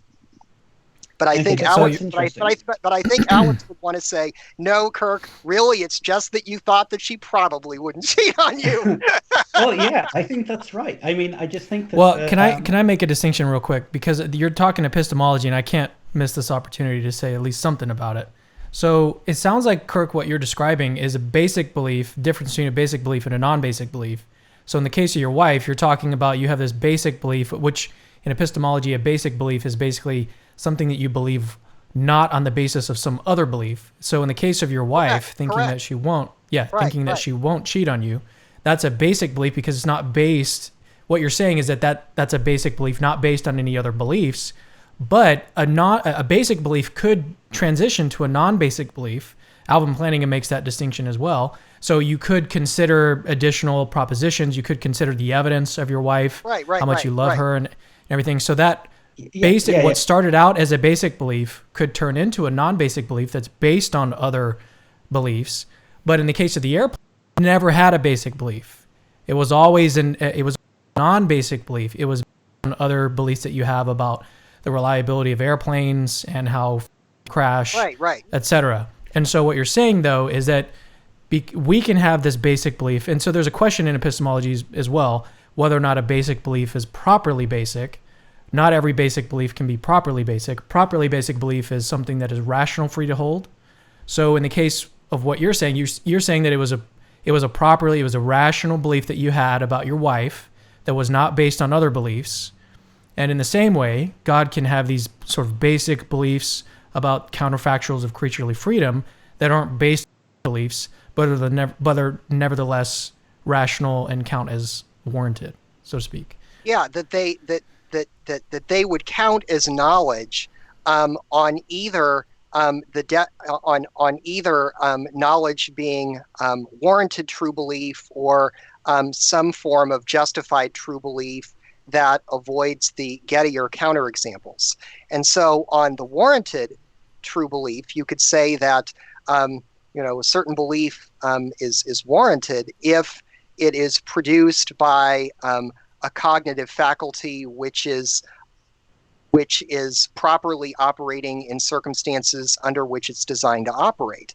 And so as God, all of God's cognitive faculties would operate, would function properly. And when you're dealing with counterfactuals of creaturely freedom in evidentially underdeterminative cases, that's precisely, on my model of divine intuition, the type of situation that faculty is equipped to handle. And so one could say that the beliefs that God has, that God believes that an agent would do such and such, that belief can count as a truth maker. And interestingly enough, that belief would not be an abstract object. That belief would be a concrete object. So you could say that belief that, that belief that, God has, that I would do this, it's true that if God has the belief that I would do this, then I would do this. Now, as you rightly say, with Occam shows that does not lead to fatalism, but I think that makes sense. Or on the justification model, one could say that God is justified because God knows that part of being the greatest conceivable being, part of being a perfect being, is that God knows that God believes P if and only if P is true. And so since you have the if and only if, it goes both ways. So you could say one way it goes is if God believes P, then P is true. And God, knowing that, therefore is justified in saying, yeah, I believe this, and therefore and therefore God is warranted in saying this isn't just belief on my part, that this is genuine knowledge, and therefore is middle knowledge. So I want to turn it over to Alex. Alex, I know you're to jump in. Someone in the live chat was saying it kind of seems you're appealing to mystery. God just has this that is true beliefs. Doesn't that seem a bit vicious? Kind of appealing to this mysterious faculty this sort of happens to happen. Well, it's only mysterious in the objectionable sense if we don't look introspectively at ourselves and see something similar. And as I look introspectively at myself, I definitely see something similar. So, and there have even been times, I'll give you an example. And this, I almost hesitate to use this example because I think Alex will just think that I'm jumping off the deep end and that I'm, as if he doesn't already think that it's too late for that. I know. But I play trumpet in the McPherson College Band here on campus. And this semester, our conductor commissioned someone who had composed like duets, trios, quartets for only brass instruments, commissioned this person to write a full 11-minute symphonic work, particularly for our band. Now, when I met her and I heard her speak, then the belief just arose spontaneously in me that I knew that she would be able to produce this composition. But if I go back and try to think, well, on what model of probability would I arrive at that? It seems like she doesn't have any experience in composing this type of large-scale work before. There's nothing in her comments that logically entail that she has this kind of ability. And so I would actually be inclined to say that if you took a prior probability prior to that belief arising immediately in me, that the prior probability would probably be less than 50%. It might be like 30%. But after that belief arises in me, then I would say, oh, the posterior probability is 100%. And of course, she produced the composition and we performed it. And so I think what Alex wants to say is that type of experience that intuitives have is really just illogical. It's not rational reasoning whatsoever. But I would say it doesn't seem to violate any rule of logic. It may not operate according to the rules of logic, but it doesn't violate it. It's kind of the same as my optical sense. Well, I also know that Alex... yeah, exactly. I know that Alex rejects proper basicality as well, right? You're not a whatever you want to call that. You're more of a coherentist, right? You're not a foundationalist. Yeah, that's right. So yeah. I mean, so you're gonna reject that either way. Yeah, I do. I don't think that model's right at all. So I mean, one thing, I don't understand how God has the same faculties of knowledge on that view, because on that view, I have knowledge of the exact truth condition escapes my mind right now, but isn't it something along the lines of you having to, because it's late here, but it's about your having your cognitive faculties operating according to the plan they were designed to to do, right? But God's faculties couldn't have been designed, right? So it doesn't really make sense for God to have knowledge under the same analysis. So when you say God knows P if and only if P is true, that's just not the same thing as when we know something according to that Plantingan idea. So it just doesn't really seem to me that God can have knowledge in the same sense as we have knowledge on that Plantingan view. So I don't understand how you can appeal to it being the same. You just have to say God has another type of belief that's called schmolage or something, and it just has a different analysis to our knowledge. So I can't see the analogy there. It doesn't work for me. But I will also say, look, you're not doing justice to the knowledge you have of your wife, right? You know her very well. That's why you're confident that she's not going to cheat on you when you go away. It's got nothing to do with an intuition to determine counterfactuals that are in between possible and necessary. So look, let's say I'm rolling a dice that has 20 sides on it, right? Right. And we say, like, is it going to roll like one, right? Probably not. And I roll it and it doesn't, or whatever, right? But if we say to ourselves, like, had I rolled the dice, 2 minutes prior to that, would it have rolled a one? I mean, you might be mistaken in thinking that you're using your faculty of intuition to determine that it actually would have come up a different number other than one.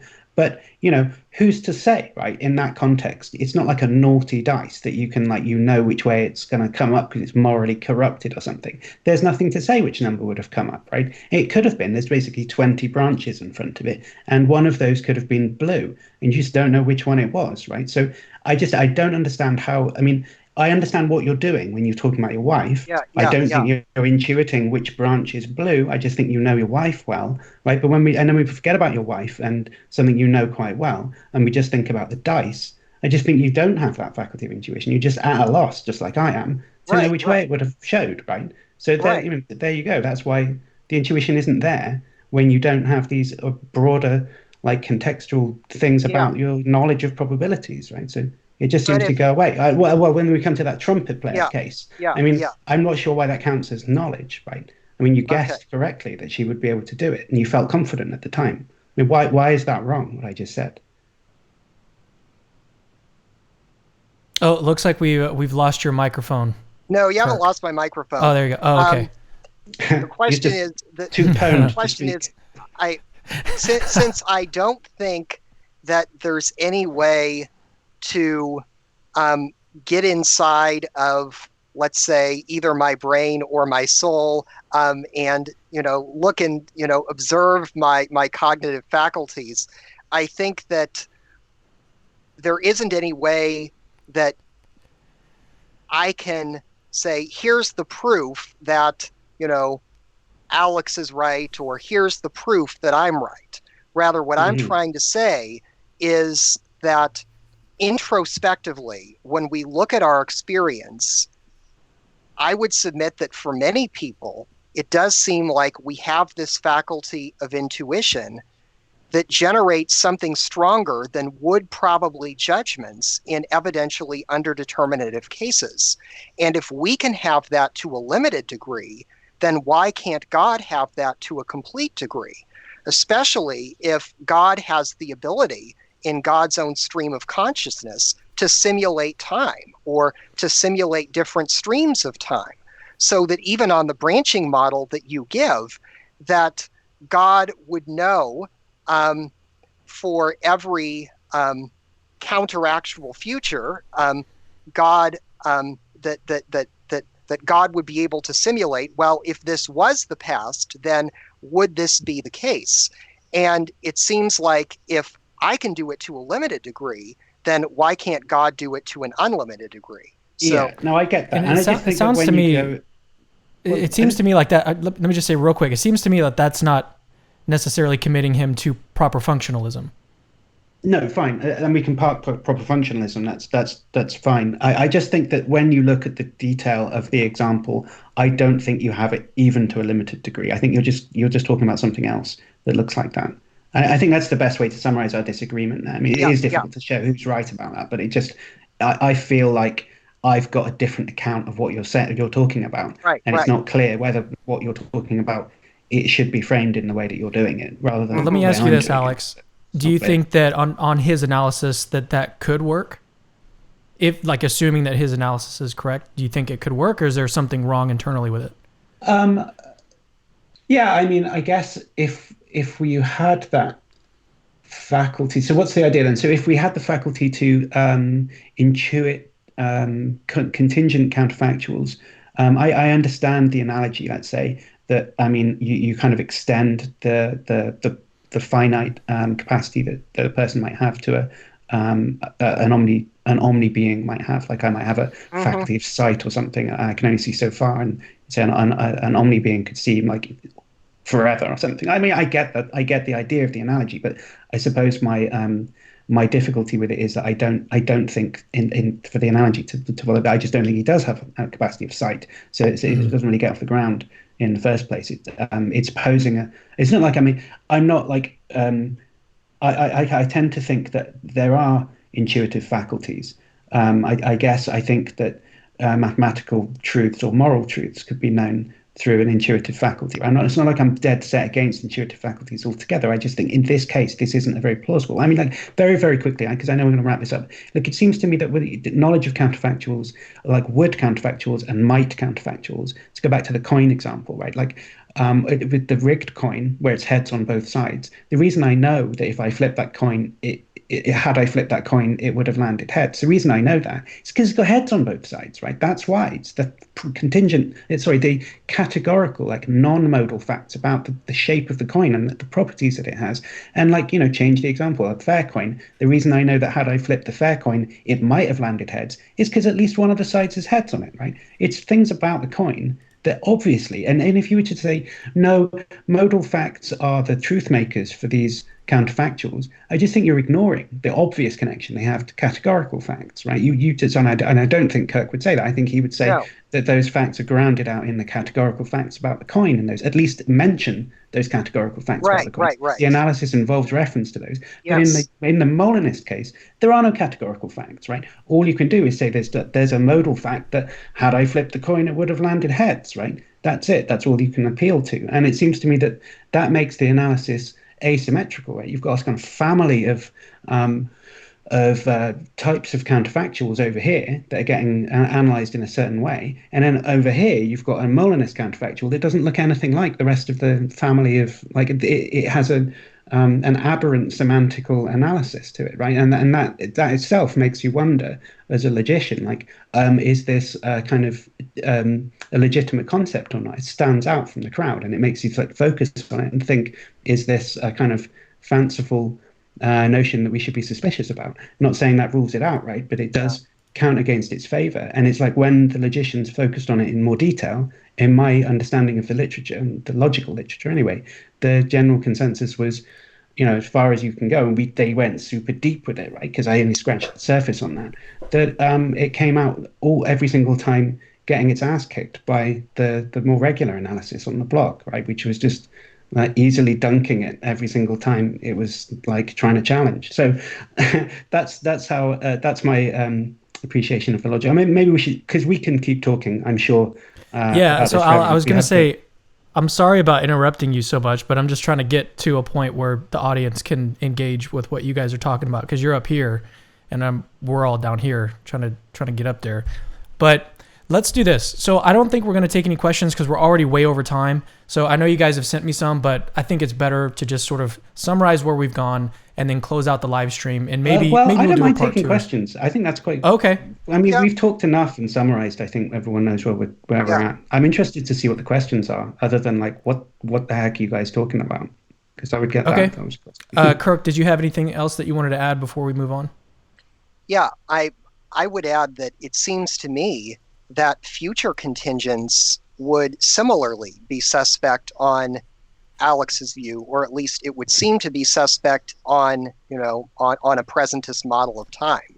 That one could make the same type of complaint about future contingents and say, well, they stand out from the crowd, that they're suspect, in exactly the same way that CCFs do. Okay, so let's get to questions. One and not the other. Yeah. Mm-hmm. All right, so we'll leave it there, and we'll do summaries after the questions. But we have 3 so far, so if you have a question, then make sure to ask it in the live chat and tag at Capturing Christianity. That way I can see it. So the first one is from Andrew Graham. He says, given that time travel is impossible, how are we supposed to check that coins have been flipped, or even if the coins exist? I'm not sure who that is addressed to.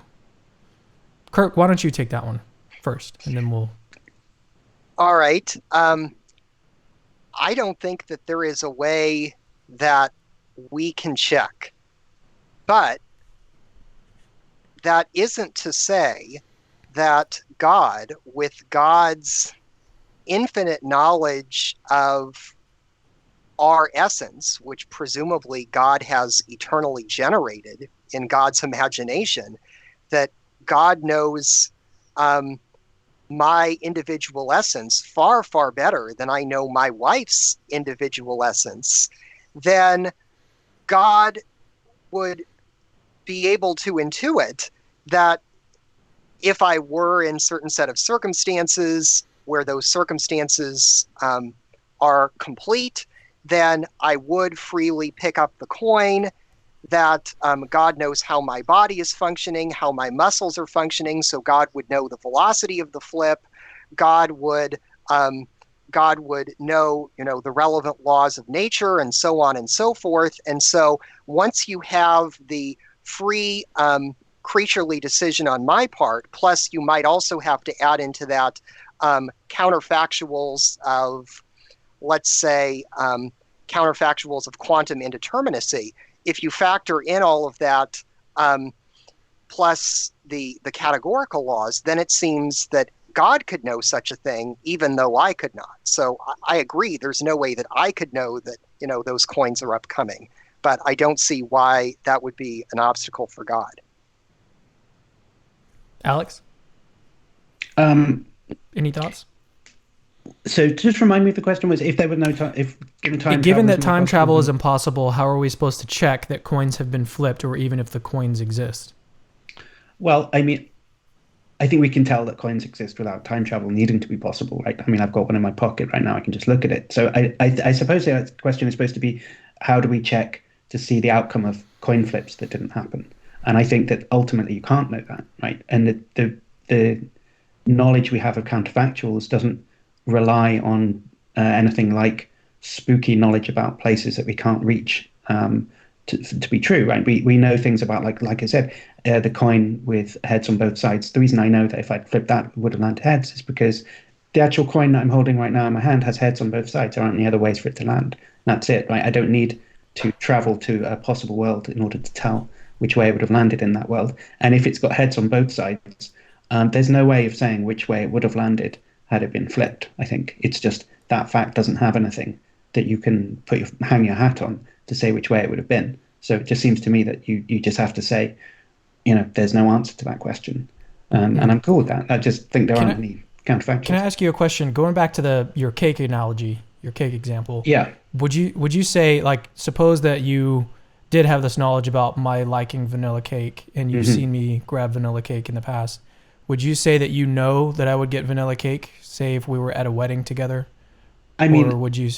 I might be inclined to say that if I was super sure about it, like with Kirk's example of if I went away and left my fiance here, I don't think she'd cheat on me. I'd be sure that she wouldn't, right? But would you say that you know it?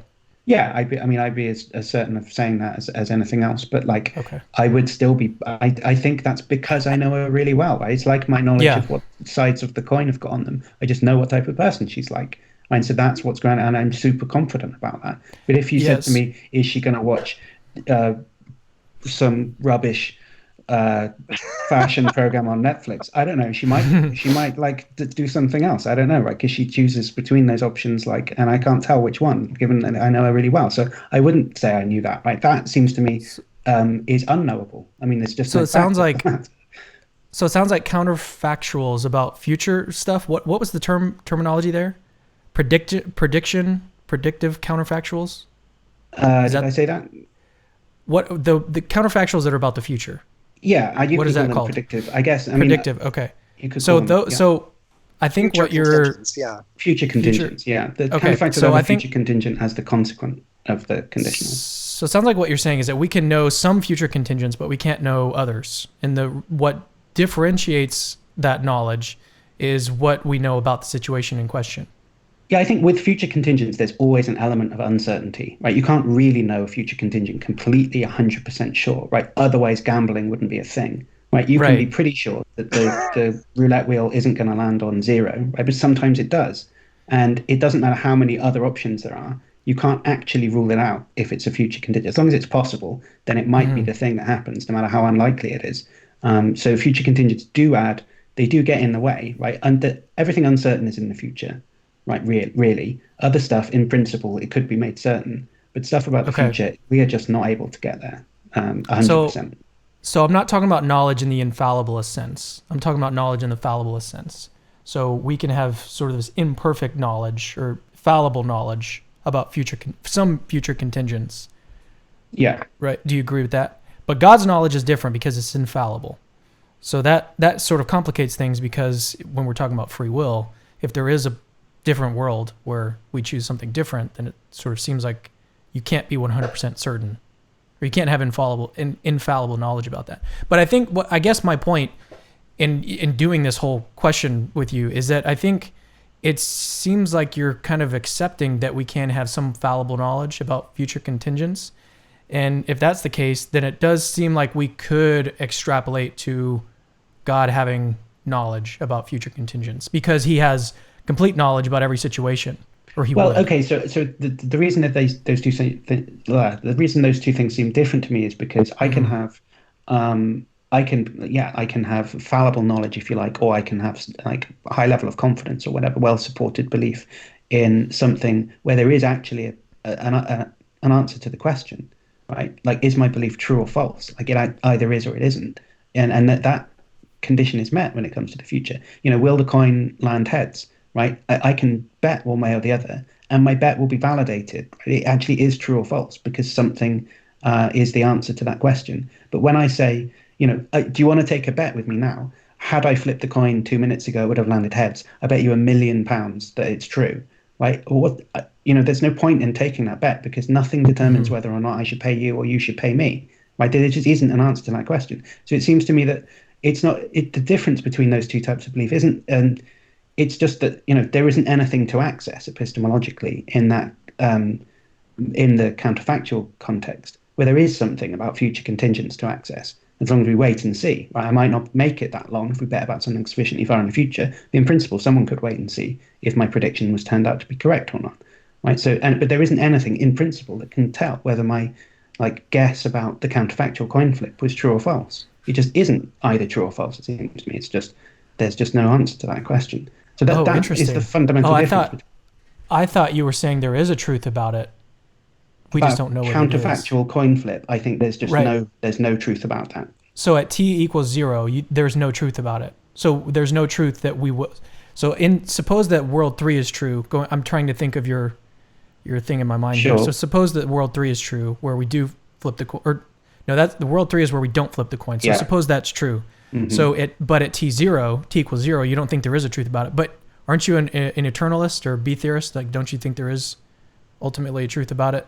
I think that there's a truth about the future. I just don't think there's a truth about the counterfactual future, right? Okay. The contingent counterfactual future. So if I'd flipped the coin, it would have landed heads if it had heads on both sides, because that's a necessary consequence of me flipping that coin, right? But if it has heads on one side and tails on the other, I just don't think there's an answer to the question of whether it would have landed heads or not. I think that's just a blank space in the modal landscape that doesn't have anything in it. And a Molinist thinks that it does have a resolution. And that's the fundamental disagreement here, is that I think there's no answer there. It's just an empty space. And Kirk thinks there is an answer to each one of those questions. There is a yes or no. Right. All right. Anything to add, Kirk, before we move on to the next question? Yeah, I would say the difference for me is not in like the modal profile of the coin. I'm not saying that, that coins have in every coin's essence, that it has the property, if such and such a coin were in certain circumstances, then it would, land heads or tails. What I'm saying is that coins don't flip themselves. Free agents do. And if God has if God has complete knowledge of you, and knows you far, far better than you know yourself, and has the relevant knowledge of the laws of nature and velocity and everything else, then it seems that metaphysically, future contingents are on a par with counterfactuals of creaturely freedom. All right, let's leave it there unless Alex, you just have to say something. No, it's fine. Okay. Son of O says, is part of the reason why we have to accept the truth of creaturely counterfactuals as brute facts due to the metaphysical simple nature of God? Is libertarian free will part of the Imago Dei, it would be simple? Or no, he says, if libertarian free will is part of the Imago Dei, it would be simple. Does that make sense to you guys? It makes sense to me. And I've actually said in print that part of the essence of the Imago Dei is libertarian freedom. So I believe that God has libertarian freedom, and therefore, if we're made in the image of God, that we have libertarian freedom. That in the literature on agent causation, Roderick Chisholm has said that the essence of like agent causation is that at certain points it can be said of us that we are unmoved movers, just as it is the case with God. So I would think that's part of the Imago Dei.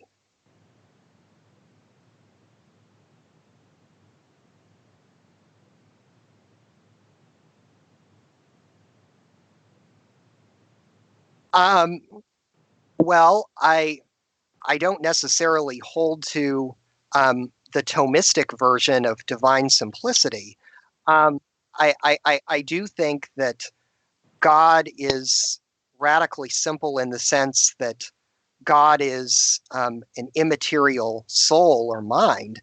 But I do think that there are differing faculties in God that cannot be reduced one to another. So it seems to me that omniscience, for all the world, I can't reduce that to omnipresence, or omnipresence for all the world, I can't reduce that to omnipotence. So to try to say that these all, despite appearances, refer to the same thing is probably the reason why I would reject the Thomist doctrine of divine simplicity.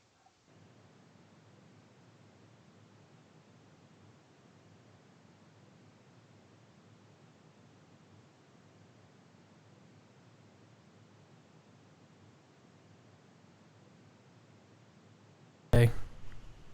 So one sec, guys. All right, my microphone should be back. Sorry, it's going in and out. I'm having like 1,000 different technical difficulties today. I'm gonna figure all this stuff out. So all right, let's get on to the next question. Next question is from Jolsoni. Oh, Alex, did you want to say anything in response to that? That was more of like a theological question. No, I didn't have anything to say about that. Okay. So this one says, how is not being able to falsify a creaturely counterfactual compatible with free will, especially given you are not responsible for being in the circumstances of the antecedent in the first place? I'm not sure I understand the question. Alex, if you could maybe help me out on that. Say it again.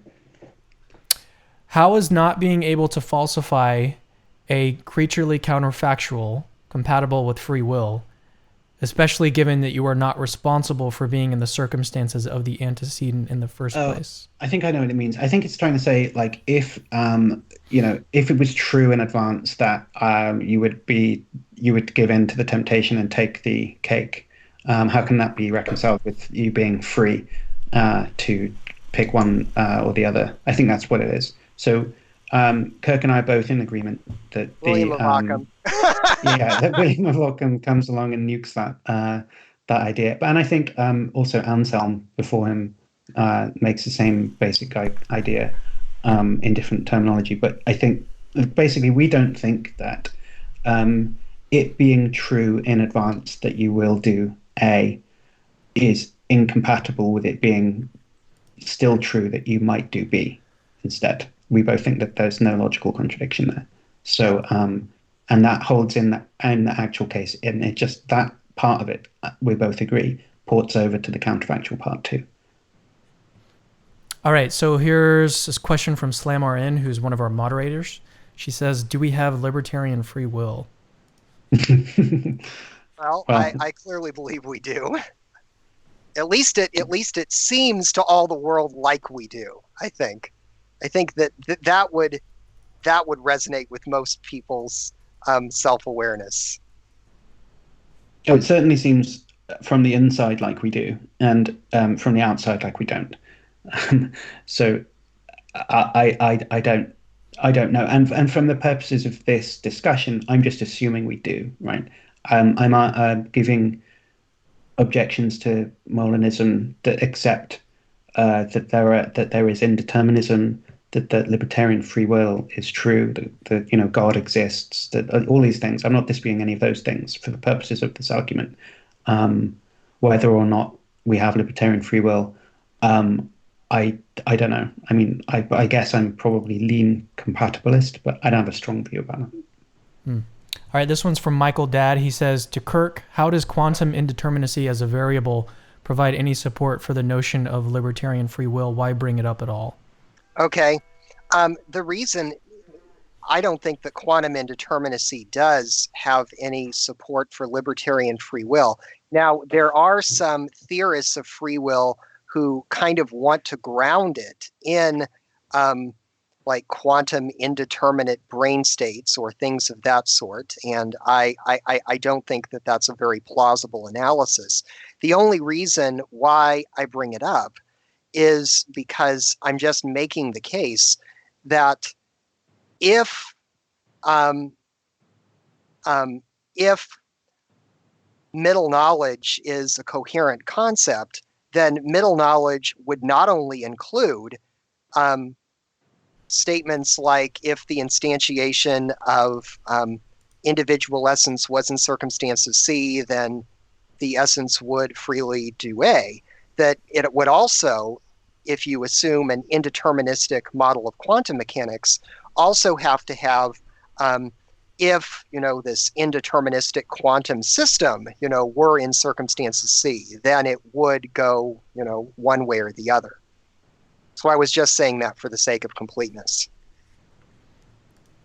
All right. Next one is from Danny. He says, can there be a contrastive reason as to why we do A over not A on libertarian free will?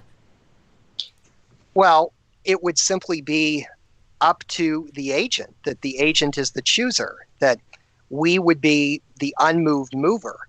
And so I think that this really gets at the very concept of libertarian freedom, that if it does make sense that we are agents who have the ability to choose between the alternatives, and that even though various biological and other factors may incline us one way or the other, that sort of, I as a self, or if you like the old language of the ghost in the machine, can kind of make the final decision as to whether or not I'm going to do it.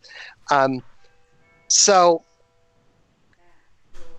I think that's basically what I wanted to say there, is that it seems like that there isn't an answer beyond simply, well, this is what I choose. Yeah, All so right, I don't think that's a contrastive reason. I mean, I think that the point of that distinction is to be that, there's something which, if I pick A over B, then the thing that's the reason for A over B isn't also present if I pick B over A. But just saying that the agent chooses A or whatever, I mean, it's true that the agent chooses B in the other case, right? So that can't be the thing that makes the difference between. So that's not a contrastive reason between choosing A over B. I agree. I think there couldn't be a contrastive reason. I mean, you could maybe have a non-contrastive reason or something, but it doesn't seem like it makes sense to say, I mean, whatever reason I have,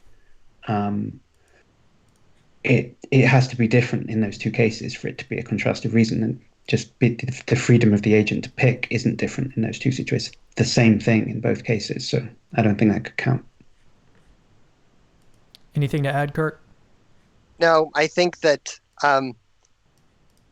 what lies within the ability of the agent, I'm not sure what I want to say about contrastive reason or not.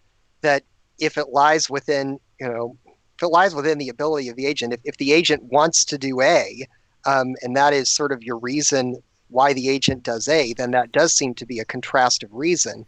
Although I don't think that that's the type of reason that the questioner was looking for. And I think Alex and I probably agree that the type of reason that the questioner was looking for doesn't exist on libertarian freedom, that's not part of the model. Yeah, right, good. All right, so let's get to one more question and then we'll close it out with some quick summaries. All right, this one's from Dom Fa. He says, what would be a truth maker apart from God, and what would be its characteristics?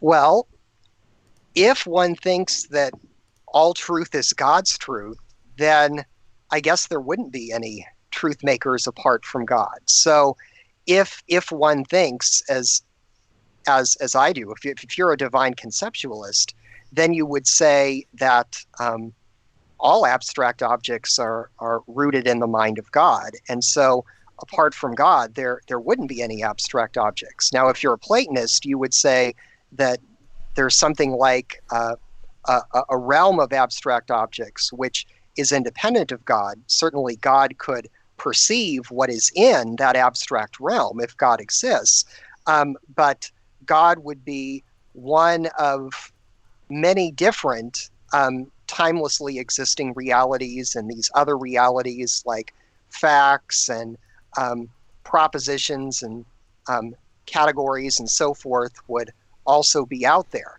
So I think the question is, if you're a Platonist, you could say that independently of God, these abstract objects would exist. And if you're a conceptualist, you would say that without God, the abstract objects would not exist. Of course, if you're a nominalist, you would deny abstract objects entirely.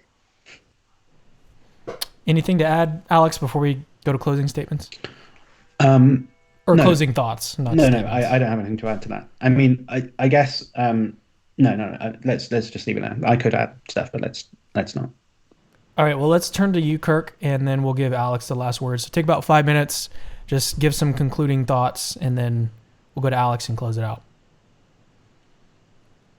It seems to me that if we adopt a presentist view of time and we think about the model that Alex proposed simply as a heuristic rather than committing us to the actual existence of the way that red line goes, then metaphysically we're basically on the same level when we're before you're choosing either to flip or not to flip the coin. That prior to that, I think it does make sense to say that it's true that you will not flip the coin. And if you try to say, well, I require a truth maker that's based on or implies the existence of a physical object, then you would be at a loss to do that on a presentist view of time, which is why most truth maker theorists that I have read will say that that abstract objects like facts are perfectly legitimate truth makers, and that it could just be the fact revealed by the disquotation principle, or it could be alternatively the fact that at such and such a later moment at T1 that the coin will not be flipped. But in either case, you're referring to a fact, and a fact is an abstract object. And in either case, it seems like that what ultimately makes the difference are modal properties and not categorical properties. And so I'm saying that if there is just as much an ontological reality of that type of a situation as there is all different possibilities in the mind of God, and that God can simulate how things would be in terms of, say, counteractual futures and counteractual pasts, then why couldn't God be able to know the truth of counterfactuals of creaturely freedom? It seems like there are different routes God could go. If you're a Platonist, then God can look at the abstract realm and sort of see what's there and latch onto the appropriate grounder. If these truths are self-contained in the mind of God and you're a conceptualist, then God simply by knowledge of acquaintance would know which fact it is. If you believe that counterfactuals of creaturely freedom are part of individual creaturely essences, then God, by perfect knowledge of that essence, would know what that creature would freely do in any set of circumstances. And then I admit, most controversially, if there is such a thing as divine intuition on the model that I've sketched, then the truth maker would be God's belief, God's infallible yet contingent belief about what libertarian agents would do in various circumstances, and that would count as a truth maker on the standard definition that if such and such exists, then the relevant proposition would be true. And certainly, if that belief exists on God's part, then given the infallibility of God's knowledge, then it would come to pass. And if someone says, well, then that's just determinism in another guise, then I would appeal them to William of Ockham.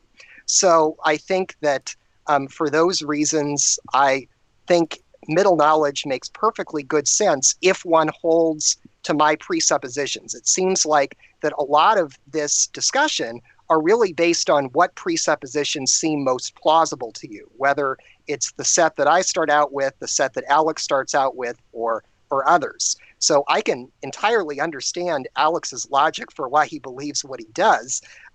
He holds different presuppositions on several issues than I do. All right, Alex. Okay, good. So I think, all right, right. So I think that it is true that there, on some level, there are presuppositions that are changing the way that we approach these questions. Although I mean, probably Kirk agrees with me about this too, but I still think that there are sort of internal coherentist procedure that we should do, trying to reconcile our presuppositions to see which ones have earned their place at the table by explaining the most, being simple, blah, blah, blah. And I think that when I still think that my analysis can be done in such a way that isn't just sort of, I have these presuppositions for no reason, I just have them, and that's nothing I can do about it. I think we can reflect on them and decide whether or not they're good presuppositions. And the type of analysis I was offering was along those lines. So I think that, sure, let's say we adopt a truth maker theory of presentism, whereby there are some facts, as I was describing them, tickets that are just sort of there telling us what's going to happen in the future or whatever. Okay, let's say that we do that. It still seems to me that it's hard to reconcile. And then the idea was, well, if we can do that for future contingents, why can't we do that for counterfactuals, right? Why can't it just also be some sort of abstract object fact, which is that, if Cameron was tempted, he'd eat a piece of cake? Maybe, right? Okay, but I think the reason that doesn't sit right with me, doesn't sit very well, is because I think when we look at other counterfactuals, we don't have that. We don't need to appeal to that. So, like I said many times, the thing with the coin is if you flip it and it's got heads on both sides, I don't need to appeal to an abstract object thing that's hanging around telling me that it would land heads. I know because of the properties that the coin has. It has some categorical link to what the coin is like. So even if you grant the truth maker theory for presentism, I think that's just a kind of sideshow. So the question is just, should we do that for, I'm not saying that you can't do that for presentism. I mean, I don't think it's a great idea, but let's just say that we do that. Still the same problem is there, right? Why should we do that for Molinist counterfactuals? Just because we do that for presentist, if it's the semantics of future predictions or whatever, doesn't mean we should do it for Molinist counterfactuals. I think you've still got to say, does it fit with our analysis of counterfactuals in general? Then it doesn't seem like it does, right? It seems like it's hanging around like the black swan or whatever that doesn't fit with the rest of them. So, to me, it just seems weird, and I think we should try and harmonize that if possible. It's an inelegant theory that one of the members of the family of counterfactuals just doesn't have a proper conceptual analysis, and all we can do is be told what the disquotation principle reveals to us, which is almost nothing. Let's remember, it's not a thing you can calculate with.